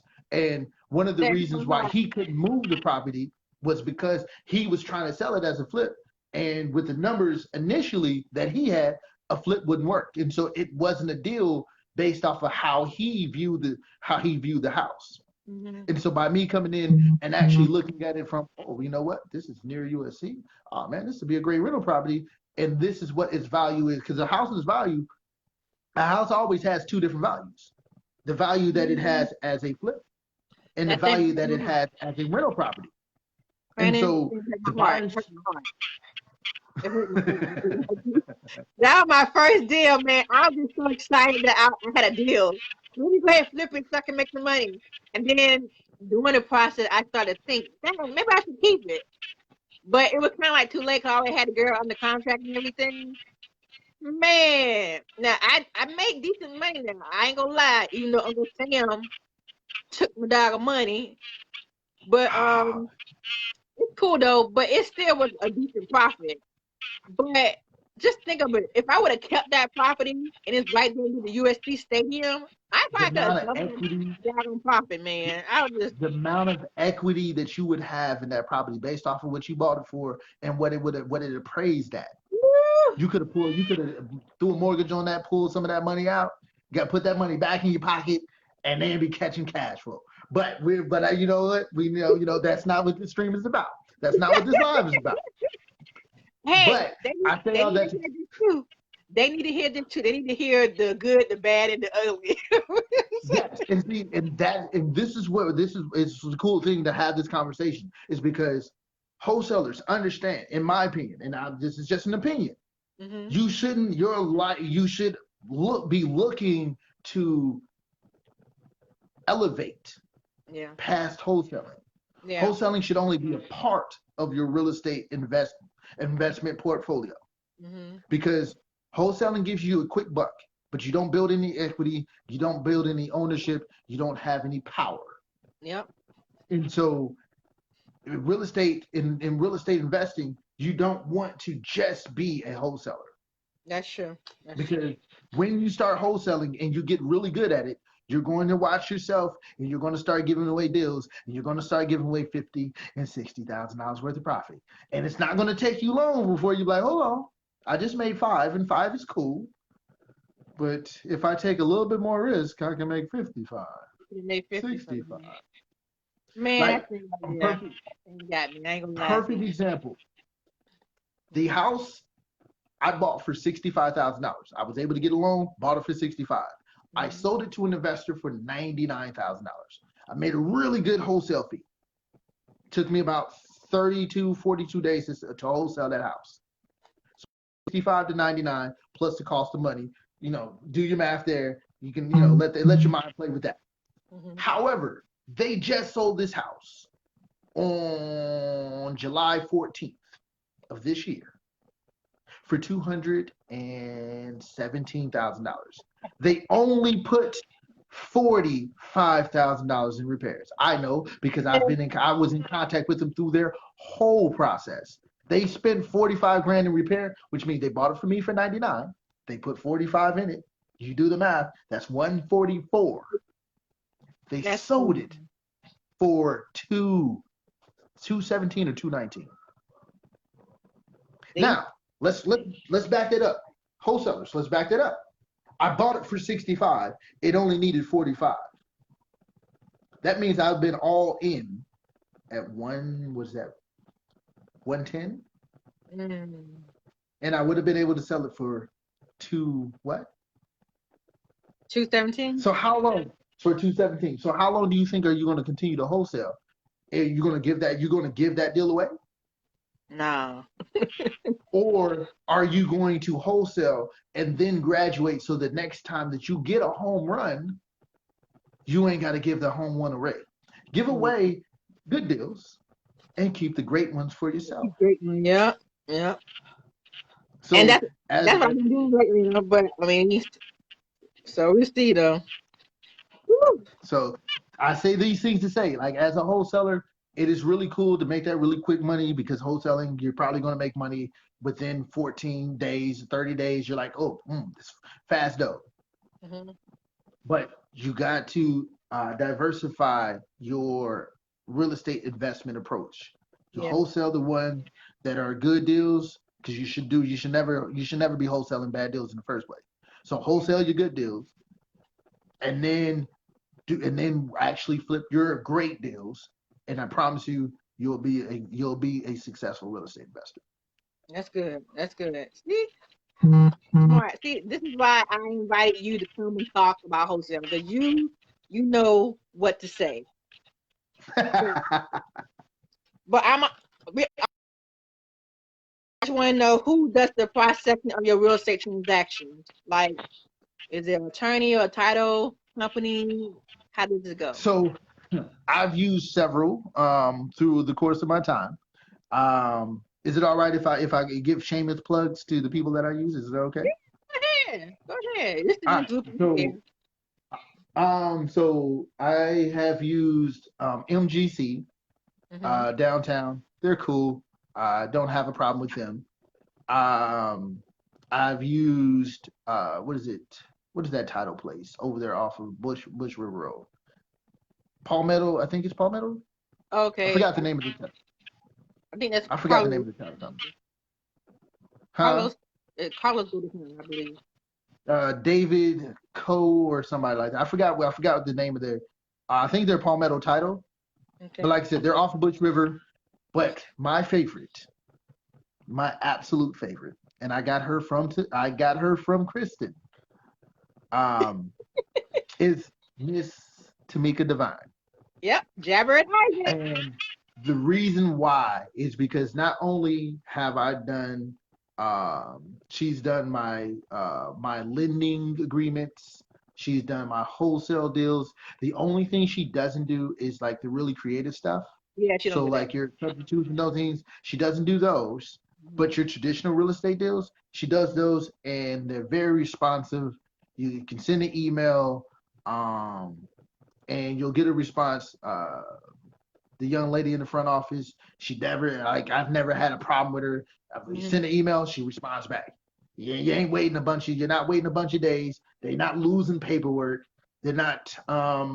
not filing purchases so that when you get to sell your house, you can't sell your house because it was never filed with the county. You're not getting any of that type of BS, which Yeah. I've had that happen. Um, Yeah, very professional. very professional, extremely, like I said, extremely good at what they do. Mm-hmm. And anything that I do in Columbia that is a traditional real estate sale will always be through them first. And then if they Mm-hmm. can't do it, then I will go elsewhere. Mm-hmm. Okay. And then of course it's always nice if they're downtown. That adds a little bit of weight when you say we got to go to my attorney and we're going downtown and we're not going to some side building somewhere Mm-hmm. off in the cut. So Okay. definitely recommend them. They have all high marks for me, and I've probably closed with them 3 times. Matter of fact, they closed. I used them for my flip. Mm. Um, so yeah, I've done 3 or 4 closings with them, and I've been thoroughly impressed with all 3 or 4. So See, um, let me tell you yeah. something. Oh, Crandon, and we and one thing that makes it a little bit better. okay. I know this is not necessarily the thing, but anytime I can support black-owned businesses, I do. Mm-hmm. And yo, I you know, you know, I don't know Exactly. about anybody else, but I try to support when I can. So you're supporting a minority-owned business because Councilwoman Devine is not only a black woman, she's a black and woman. So you're checking off 2 boxes at Mm-hmm. this time, especially in a business where just need there's not a lot of there's not female representation isn't Not a lot. huge. Yeah. Always really nice to actually know that you're doing and handling that. Yeah. Yeah. That's good, Crandon. Look at you. That's real good. You know what I like to I like the fact that she was professional, even though the lady almost took her out. So, I Who, take the her? woman the tax lien one. She's like, what? Oh, But she had like the poker face on and everything. And I was like, okay, I like her because she did. Because I would have been ghetto. I ain't gonna lie. But you would have turned up. I would have turned up. But Mika, she was very, very professional. She had the game face on. I like that. So I said, okay, I like her. I'm work with her. So another question that I have is so Tamika does your transactions and everything. And what do you get your forms from, your documentation? Like what type of forms do you use for this process? And where do you get it from? The local Midlands RIA is the RIA that we're a part of. Mm-hmm. My purchase agreement comes from there. Mm-hmm. That's what I use in terms of my purchase agreement. My JV agreements I typed up myself, Mm-hmm. and the assignment agreement when I'm assigning the contract. Same thing. I just use the form for the that's on the RIA, and then I just tweak it to for use for whichever with the particulars of that particular deal. Okay. Okay. Um, So you yeah, so said that's where I get my form from. you said the Hmm. purchase and sales agreement. Now the purchase and sales agreement, everybody, I want to talk to you about that. That is the contract that the initial seller signs, the seller and you as the wholesaler. Now, the assignment of contract, that's the other contract which the end buyer, which is the cash buyer, will sign and you will sign. So it's like you're transferring the what's it called? The Transferring rights, the the rights rights to the contract. to Hmm. the rights to the actual property. You're actually selling the contract, you're not selling the property, you know, if you're not a realtor or agent. So you don't sell the property, you sell the contract. So I hear that. And also, just to let you know, the information, the forms are in the file section of the REI Accountability Club group. So if you needed the purchase and sales agreement form or you needed the assignment contract form, it is in the file section of the group. Craig, let me tell you something. We just did an actual wholesaling training without doing a wholesaling Yeah, training just now. We yeah, told and this everybody, is what people are charging thousands of dollars for this. Like, we just told oh my everybody god. what to get, where to go, who to contact, how to get in, all of this. We did like a $1,500 value training just now for free. So nobody, I mean, absolutely nobody should tell me about anything about wholesaling because what I'm gonna do, y'all, I'm gonna tag your name under this doggone presentation, which shows everything and talks about everything. Indeed. And as Kristen so eloquently put, that is very true. People are charging you thousands of dollars for this information that, as you can see, that you should be able to just get from a conversation. And this is why I will say this again. I cannot, in good conscience, require promote anybody's class on wholesaling. There are, like if you're getting into flipping and all that other stuff, yeah, there's a difference. But in wholesaling, there is absolutely no reason why you should be paying anybody. And I'm saying this, you should be paying nobody nothing Nothing. when it comes to learning how to wholesale.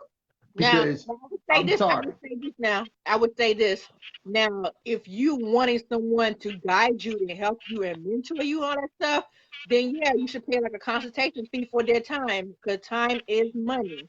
You do that. Right. But for your actual course and all that stuff, no, that's free. You can get that on YouTube. Seriously. Yep. But when you want people to If come they're and not guide you, holding, or you want to pick their brains or whatever, you want to go ahead and pay them for their service. You know, at least do that. You know. Just saying. yeah, like you said, I just made a quick $35 yesterday because a young lady wanted me to sit down and actually and she wanted to be able to ask me questions. And she Mm-hmm. knew because it's my time, sure, you're going to pay me my time. Mm-hmm. But I did that for if you we're too. not hand holding, hmm, I did that for you too. You remember because you created my website. You created my website, very much indeed, very much indeed. and I paid you for And it. you did. And see, this is what we're talking about. When you're talking about that one-on-one and you want to ask specific questions and you want somebody to walk you through step by step, then yes, you need to go and pay for that. Yeah. But if they're giving you a class and they're just giving you high level overview information, what you do, where you need to go, you better not be paying for that. Put your Yeah. money in your pocket. Matter of fact, take that money, put it in your gas tank, go find you a house. You go Exactly. find you a house, and then come call me or Kristen, and we got you. We'll go ahead Exactly. and work something out together where we can make you some money. That's Exactly. where you need it. Now, hey, now instead of paying me, let's work together and let's go ahead and close the deal, and then we just split it. Exactly. And I love anybody who JV. knows Let's me, do JV. We can JV together. I don't mind. As long as y'all flipping the bill, flipping your part of it, and we can all split it, and there's enough spread for everybody, we can do this. I don't have a problem with that. Now, don't be saying now, don't be trying to give me a deal that you don't have on the contract and you ain't trying to pay for nothing. You just want a part. No, we ain't doing that. We ain't doing that. We ain't doing that. So, oh, all that said, let me plug one software that I do use before we go. Caldwell. Okay, Caldwell, they give you access to 10 different numbers, records, messages, and calls if you want. Caldwell. Okay, thank you, Carlisle. I'll write that down. Thank you. I appreciate you. So, Crandon, we are about almost done. Okay, so as far as this, do you do this every day or do you do like Monday through Friday? What's the schedule? So that's the lovely part about being a real estate investor. No, I don't do it every day. Okay. Do I have a schedule? Not really. Because some days I don't find any properties to call, Okay. and I don't call every day. So if I call on a property, I'm not calling that person every day. Okay. Because that's how you get cussed out. That's how you get your number blocked. Yeah. So I generally call once a week or once or twice. Okay. Rolled out. Sorry about that. So I Okay. get, like I said, I get probably once or twice every 2 weeks or something like that. Hmm. Um, and I drive for dollars every day because I drive for Uber every day because that's how, when I don't have a deal going on, that's how I make my money. So Yeah. if I drive for Uber full time, I'm always looking for properties. I always have properties coming in and coming out. So I'm always looking for something, but I may not come across something every day. And so there's no reason for me to go ahead and spend. This is not your traditional job. Yeah. And I want people to understand that. You're not sitting down at a desk and you're spending 8 hours a day banging down phone numbers and stuff like that. You're Hmm. not. You're going to burn yourself out. Yeah. You're not going to be very successful that way. You get in there, you do the work that's necessary for whatever it is that you set. If you got a list, set your number for your list or whatever you're going to call for that list and keep it moving. In my case, I'm driving for dollars. I may only have 10 or 15 numbers, and that's it. So if I only got 10 or 15 numbers, how long, really, how much time is that going to take me to get through the 10 or 15 properties that I have? Yeah. I might get through that in an hour. Okay, Carlisle said dang, text messages are good too. Text messages are good too. they are. And so, with that being said, once I do that, what are you doing for the rest of the day? I'm out here trying to make some. I'm out here driving for dollars, trying to make some more, trying to find me another house. Yeah. So, yeah. So in terms of having a schedule, I have a schedule for driving, and then whatever I actually find that day determines how much I actually work on the real estate portion of it, and not the acquisition portion. Because the hardest part is finding houses. That takes the most time. So once I find a property, most of my deals I've called 2 or 3 times and then got them on the phone and worked the deal out. And all in all, in terms of from start to finish, I may have spent 10, 15 hours at most over the course of 2 months on a particular deal because I got to walk through the house. That's the time. I got to call them on the phone, and then I have to have phone conversations or type up emails or write up contracts. And so throughout that whole process, I may have spent 15 hours. And that's Oh. in the course of that's over the course of 2 months. It doesn't take a bunch of time, people. Yeah. It just takes you to be consistent. Be You. consistent. Yeah. Smart. You smart. And you cheap. You smart and cheap. Yeah, I tried like it don't mean like it takes money to make money, but I ain't trying to spend. I'm not trying to spend money unnecessarily. I ain't balling like that yet. That's Need to good. do a Like, couple more flips. Need to do a like I couple said, more wholesale. I'm looking at my deals now. I'm looking at like even the apps that I have. I'm thinking about canceling at least one of them because I could be saving some money. For real. But yeah, that's good. See, you're very basic, but you still make your deals. Very smart. So um we have one more question, Crandon. One more. Do you have any tips for any newbies? What's your tips? What are your tips? So for the newbies, the best, the tips I can give you, is probably most of the stuff that I already talked about because my process hasn't really changed much from getting started. is when you're first getting started, I do not believe in, I don't think you should actually start with lists. And the reason why I say that is because there's a reason why cold calling and telemarketing has the highest turnover rate of any type of business in America. It's because it's not easy work to constantly make calls and get cussed out and do all that. Yeah. And so what I don't want you to do is get discouraged in this business because of not the business itself, but because of cold calling. Like I said, that's the reason why telemarketers don't last very long. Yeah. And so if you're starting this and the first thing you're doing is jumping into telemarketing, the telemarketing may burn you out before you even get into the wholesaling portion of the business. Get out here. Huh? Been there, done that. I was a telemarketer, so I understand that part. So you understand what that pain feels like. And so what I tell people is get out here and drive. Yeah. Take some time. And don't go into the high-end area and the high-dollar area of your community. Go to the hood. Don't be afraid. Get in your car and go to the hood. Because I promise you, you're going to come across 7, 8, 9, 10 abandoned houses. Yep. You know what that does for you? That may not be a deal that you can make $10,000 off. You may only make $1,000 off that deal, but that's going to motivate you because you did that deal. You closed it. Yep. Not only does it do that, but you're going to have houses that you can practice your deal analysis on because they're vacant. What they You're going to be able to find houses where people will allow you to walk through that house, where people will say, "Oh yeah, I guess sure, walk through." So now you're actually able to practice all these little different skills that you need to be a good wholesaler, and you're getting through, and you're doing things that.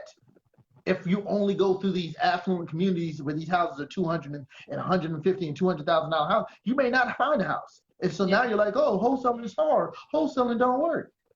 Yeah. You have to start with the way that it's easiest for you to get into the business. And I'm sorry, the hood's there's always properties in the hood that are abandoned. Hood. Hey, the first flip, right? What they call that? That first flip that we did. Oh, that was the hood, wasn't that the hood or the working class neighborhood? It was. I call it the working class neighborhood. People call it the hood. I'm like, nah, I don't think it's the hood. But in some people's eyes, most people's eyes, when real estate investors, they consider that as the hood. I said, no, it's a working class neighborhood. I can see a middle class, working class. So I saw it because I grew up in that type of neighborhood. You know what I'm saying? So you also got to be careful who you talk to about certain neighborhoods too, because not everybody knows the difference. Indeed, because the walk of life will determine the lens in which they look at the community. People must understand. A lot of poor or low income communities are filled with hardworking people that just don't make a lot of money. Exactly. And those communities. Like there was a nurse that when the same neighborhood, she's a nurse. She just don't want to spend a lot of money on a house. But nobody would know that though. Nobody would know that because you didn't take the time to get to know these people. You kind of stereotype them because you're thinking they live a certain way, and that ain't always the case.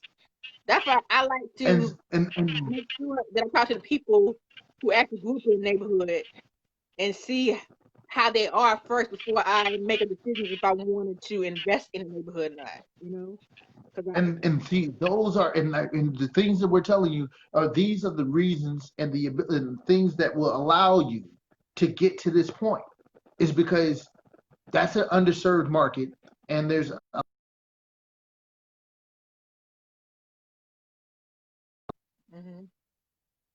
practice. Yeah. You can't practice if you don't have any houses for you to practice on. Yeah. You may not actually get that sale. You may not get that deal. But you know what? The fact that you were able to call somebody and possibly even get a chance to walk through a house. Yeah. Then motivates you like, oh, okay, well, shoot, I was able to at least get a walkthrough. You may end up, it may not be a deal, but those are the things that allow you to keep moving and to keep going and not get discouraged so that later on when the deal does happen, you're like, yo, okay, I've been at this once, but I was able to get a deal done because you started in an area where it's a guarantee that it needs to be done. Low Wow. income areas are always going to have houses that need to be rehabbed and taken care of. Exactly. I promise you. Exactly. Always. I've never driven in a low income area. And any of us who come from areas that would be considered working class or low income, Mm-hmm. people, if you grew up in areas, you know there are houses there that need to be done. Need to be done. Yep. And it's just a matter of getting in there and finding somebody who can. And you'll find yourself being a whole lot more successful. A guy that I helped get started in wholesaling. He started like his first 6 or 7 houses were in the lowest, the 29203 of Columbia, Mm-hmm. and he was only doing It's 5, not 10, 203. 12, $15,000 Not houses, 203. huh? Not 203. And That's he that. was banging them out. He ended up doing more houses than I have Mm-hmm. because he started in the area that everybody told me to stay away from. Don't do Yep. that because you can't wholesale Okay. I'll take it. there. Tell you, trust me. If I see a deal, I'm gonna go for it. I don't care where it's at. I don't care what my say. I don't care. Long as I can borrow the money, the OPM, other people's money, and get the dog money for the property, I'm gonna go for it. Get that. If I would have listened to other people about the first property, I probably wouldn't have got it. But me and you had a heart to heart about it. Remember? So I'm like, okay, I'm gonna go ahead And and we go for it. did. Yeah. And in the praise for more than what everybody said it could do, because Way that more. area doesn't One that hundred and area doesn't fifteen do it. thousand dollars. $115,000 it plays for. Yeah. And When remember, my numbers would be with it being based off of what, 84? yeah, it was yours like 84 or 70 something. It was like around that range, but it priced for $115,000. Hello. So, but that was a low income area, and But it nobody was buys over there, area, and it's right? not going to sell. It's not Remember, going to sell, but it's sold. It's sold for I'm perfect example. My last flip, I was told, don't get it, don't do it, it ain't Ah, gonna sell. And granted, this was a rough process. I did it during the pandemic, so I got it done during the pandemic. But my house appraised for exactly. I said the house was worth 235. My house sold for 234.9 in 6 hours. wow. See? I don't listen So to people. don't tell me and this is why we say know your numbers. Be good with your numbers and practice your numbers. Yeah. Because you have to be good and have to know that you know what you're doing. Because you're going to have times when people are telling you, stay away from that. Oh, don't do it. Don't do it. Yep. It's not good. And you have to know that you know what you're doing. Yeah. You have to be And confident. Because I want to tell them you too. also have to remember. I want to tell them too about as far as the numbers goes. When we said the 70% rule, you can find information in detail about the 70% rule on YouTube.com and go to Bigger Pockets. They have a YouTube channel and they also have an actual website, biggerpockets.com, that breaks down the 70% rule, so you'll know what we're talking about, which is analyzing the deals. Well, that's what a Yes, lot of investors use, just in case they might need yes. information. And remember, part of you analyzing your deal and knowing your deal is you have to understand buyers' job is to pay Yeah. less. Mm-hmm. That's their job. Yeah. And if you're not confident in your numbers, then you may end up selling your deal for less than it should because you listened to that buyer and you weren't where you have your numbers at. Now, I'm not saying be belligerent. I'm not saying don't work with someone.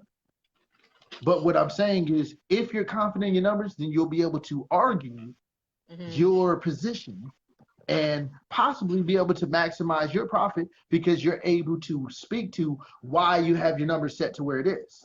Yeah. Yeah. Like Kristen said, if she had listened to other people, she would have been out of a flip because a lot of people told her don't do it. It's not there. The money ain't there. No, it's not. It's not enough. And then she did it, and it actually become out being even better than we both anticipated. Yeah. So you gotta think about it this way. So, A lot of predominantly black and brown neighborhoods anyway are very undervalued due to systemic racism back in the day, which is we had to do redlining.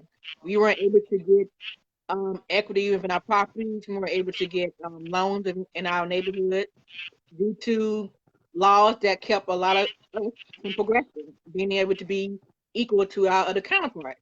So we still have that going on to this day. Neighborhoods that were affected by this back in the day. So people have to realize it. Now that there are laws in place, they have to be able to get the neighborhood back to a decent value in order for it to not be you know, in order for them not be able to be not fair to that neighborhood due to what happened in the past. So people got to and remember another thing that we have to remember is when you're looking at comps and you're looking at the area, that. Hmm. one thing that you will notice, and this happens in 29203 a lot, Hmm. is a lot of companies purchase houses in that area to rent them out and not flip them. Yep. And because of that, it brings the property value down, Down. because if I purchase a house for $30,000 and I never turn it back over and sell it for what it A high. should be sold for 120 or whatever, then Yeah. when you start running the comps, everything in this area only sells for 30. That's Yep. because they're renting it out for 1,200. As is too. And As is. Yep. exactly. So what we're looking at is, like, even in your situation with the house that you purchased, Hmm. yeah, you can find rental properties that were renting out for $900 a month. However, you couldn't find any flips because nobody actually flipped properties in that area. The only Yep. thing they did was buy them, rehab them to turn them into rental properties. So what Hmm. that does is keep the property value depressed in that area, because nobody ever turns around and puts it back on the market to sell it for market value. They don't think Now, about that. the good They thing don't that think about that. Kristen actually changed it and I sold changed it it. for market value. So Yep. now you have set the bar. So any other house in that area can now point to Kristen's house and say, my house is worth this now. See, Yep. because somebody else did buy it. Okay, guess what? Because And you, now they got equity. Now everybody has equity in that neighborhood. Everybody who because everybody was had a free place, nobody had a mortgage or anything. But now due to me selling the house for $115,000, everybody now has equity within their house because I set the bar. yep. And that's why what we do is so important as wholesalers, is because you have to understand that when it comes to the housing market, the flipping houses and communities and things of that nature, you are providing a value. Mhm. You are providing a value to not only the homeowner that you are selling the house for, but the buyer who buys the house, and then the community who's around this house that is about to be flipped. Yeah. And so, like, I can't stress enough. Everybody wins when you do your job properly. Yep. Everybody, including Everybody. yourself. And so, Everybody. just take pride in what you do, man. Do your homework. And there you have the resource. You have resources out here to make sure that you are successful in what you do. And you know, I'm just one of them. Kristen's one of them. Carlisle's one of them. Andrew's one of them.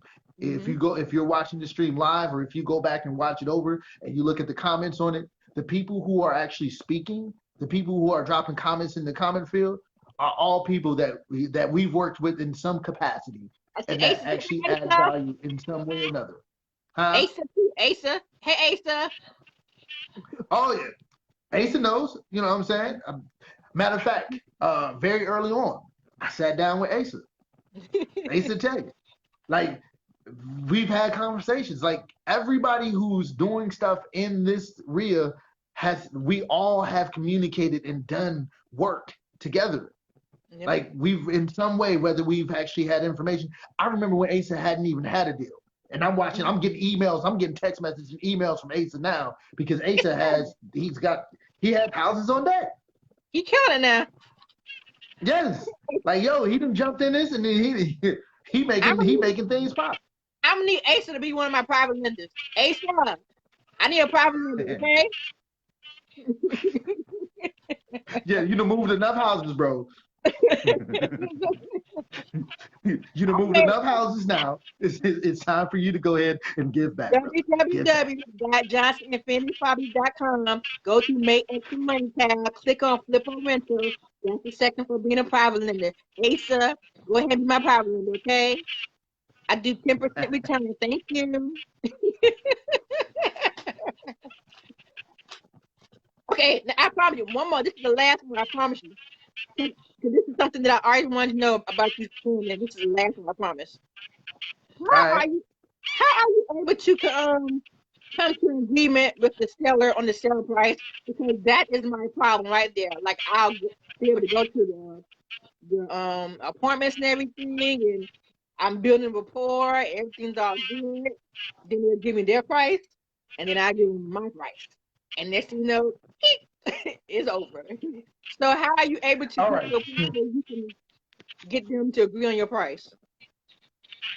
So, first thing I always do when I'm walking through the house, especially if I'm walking through the house with the seller, I make sure that I point out everything that needs to be fixed. And Okay. when I say everything, everything, because what I need them to do is I need the seller to start feeling like their number is too high. Yeah. And so when you Oh. start pointing out stuff, oh my goodness, okay, oh man, leak is, and you want to start educating them. So when I see a stain on the ceiling, that's a sign that there's a leak up there. That at some point there was a leak. And so I asked him a question. Hey, did you get that fixed? Because I see there's a stain here. So there's definitely was some water coming in. So there's probably either some dripping pipe or maybe a leak in the ceiling. Did you ever get that fixed? And they probably didn't get it fixed, Mhm. and it's probably not a major leak, but they don't know that. So they're like, oh, okay. Oh man, stand on this spot right here. You hear that? You feel that bounce? Yeah. That bounciness of the floor? Yeah, that bounciness of the floor, that usually means that there probably is, the floor joists either need to be shored up, but there's probably something with the foundation possibly. And foundations are probably one of the biggest. So you want to start pointing stuff out so that they start taking their number down Okay. because they already come in with their number set. And then every time I point out something, they feel less and less confident with their number. Hmm.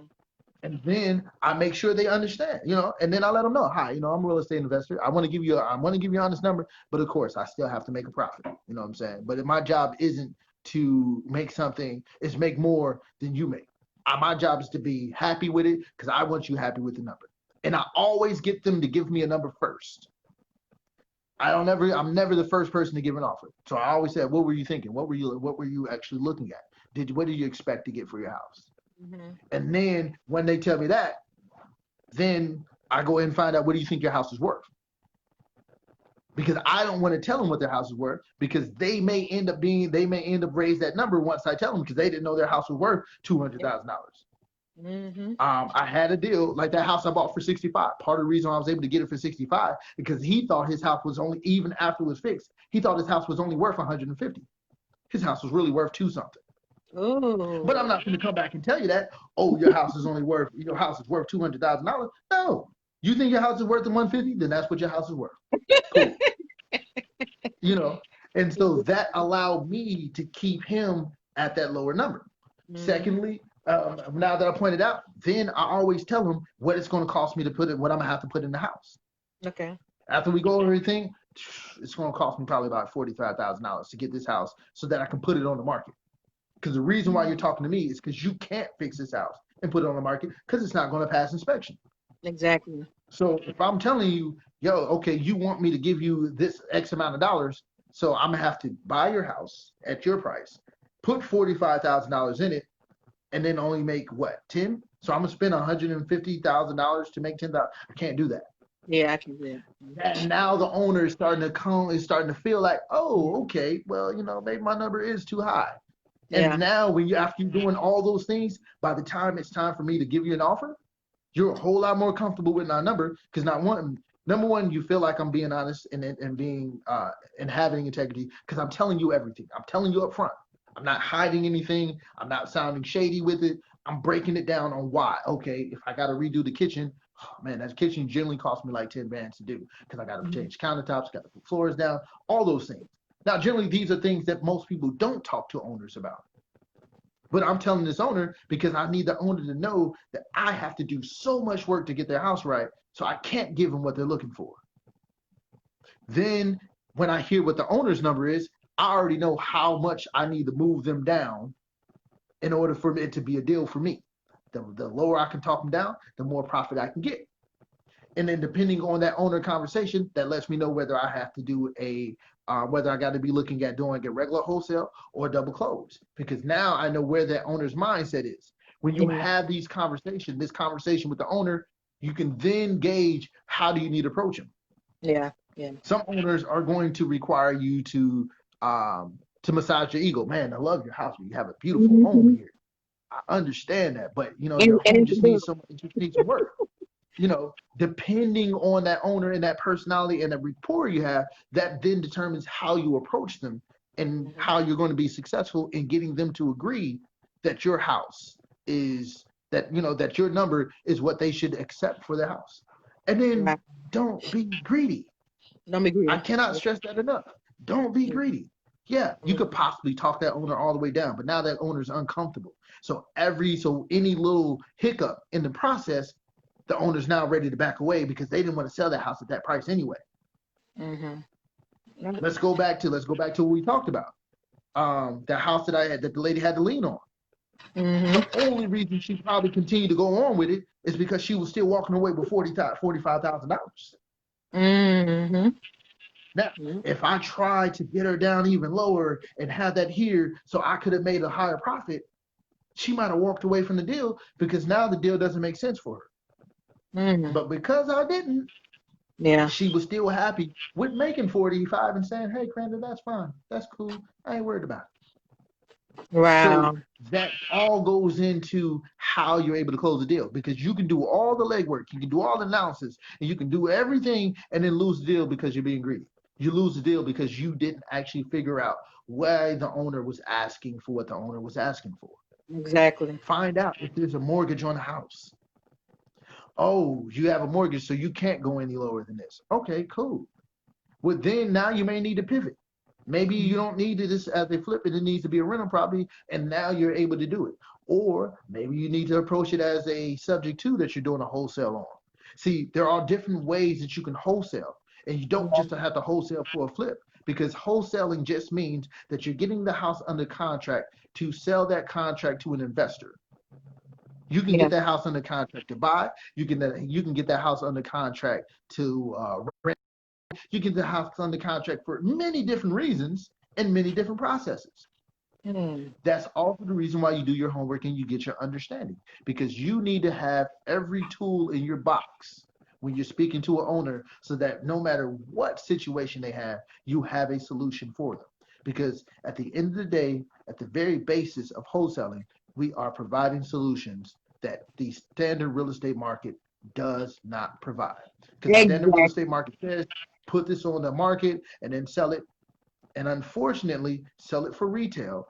But it has to be a certain quality in order for it to sell on retail. We know that a lot of these houses out here do not fit that mold. So what does that owner do? Owner's just stuck with a house now. Because they don't have the money to rehab it. They don't have the money to flip it. And it's not the place that they want to live. They want to get out of it, but they don't know how because they don't know any investors. That's where we come in. We come in to fit and help the market that these traditional real estate process does not work for. That's what we do. We provide a service to homeowners. And as long as we remember that customers are homeowners, our customers are buyers. We represent both of them. Because our business does not survive if we don't have people trying to sell their house and if we don't have buyers trying to buy our house. And if we are correct in what we're doing, then we don't have to worry about the government coming in and creating legislation and regulation on wholesaling. Because we are providing a service that the traditional real estate market cannot service. They can't. So so in terms of what we're talking about, yes, that's how you actually approach a seller and get a seller to agree to your deal. And Yep. that's why your communication is Asa the said, key. focus on solving a problem. Yep. Yep. That's good. That That was is good. so true. We just did a wholesaling training for 2 hours. Oh my gosh. Y'all. I mean, this is it right here. This is the actual training right here. And it was free. Free training. Nobody can ask me any more questions. Nobody can ask you any more questions. The only thing you have to do is say, hey, look at the video. That's all you gotta do. Yeah. That's it. Watch That's the it. video. That's it. Take the time out. Watch the video. Take the time out. Watch the video. I promise you, you'll gain something from Take notes. That was excellent. Crazy. You made my job a lot easier. And it. Andy, Asa, Carlisle, Derek, Martina, y'all made my job easier too. And posting y'all questions and y'all comments. I appreciate y'all. I'm gonna keep this in the group. I'm probably gonna save it and put it on my YouTube channel too, if you don't mind. You don't mind? No, I don't mind. I don't mind at all. Okay. That's good. That was good, bro. That was good. Goodness. So, anybody got any questions for Crandon before we leave? What Asa said, the same stuff Crandon told me a year, and it's the foundation. Oh, Carlisle, he's doing a standing ovation. Thank you, Carlisle. Thank you, Asa. Thank you, Andy. You got any questions for me, Crandon? uh Nah, I'm just waiting for you. I'm just waiting for you to get that to get your project done so I can come check it out. I came and checked out the last one, so I'm ready to check out this one once you're done with it. You know what I'm Yep. saying? Like, it's one thing I will say is to wrap this up though, is celebrate the wins of the people around you. That Exactly. energy will definitely motivate you. I was very much motivated by Kristen because Oh, Kristen did you did hers, too. and it wasn't a hater type of motivation like, oh, she did it. And I remember when Kristen was in the same room with me talking about wholesaling, and I just sold her a house. Mm-hmm. Yo, I mean, Yeah. I can do it too.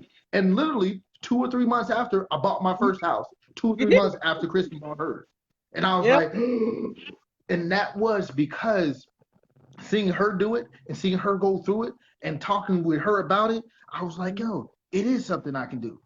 Yep. So understand that you need to celebrate the wins of the people around you. So surround yourself with folks who are trying to do the same thing, who have done the same thing, who are doing the same things, so that you can then use that energy to galvanize yourself and motivate yourself to go ahead and do whatever it is that you set out to do.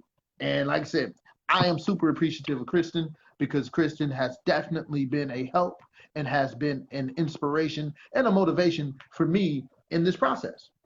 Thank you, Crandon. Same to you. Likewise, buddy. Thank you. Like I said, I keep telling people join the local leader. That's how you meet these people who are like-minded, who are trying to be on the same level as you, or you trying to even be better, or whatever the case may be. Everybody's being able to have the same goal, which is to succeed in real estate investing. And that's all it is. So Yep. I appreciate you, Crandon, for coming on. Maybe we'll have Asa next time, Asa, or Andy or Carlisle. But anybody good at subject two or on the finances, that'll be the next one.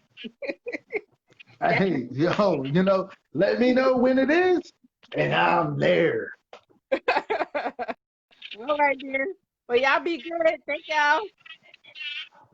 All right, Talk to you y'all. Peace. later. Bye.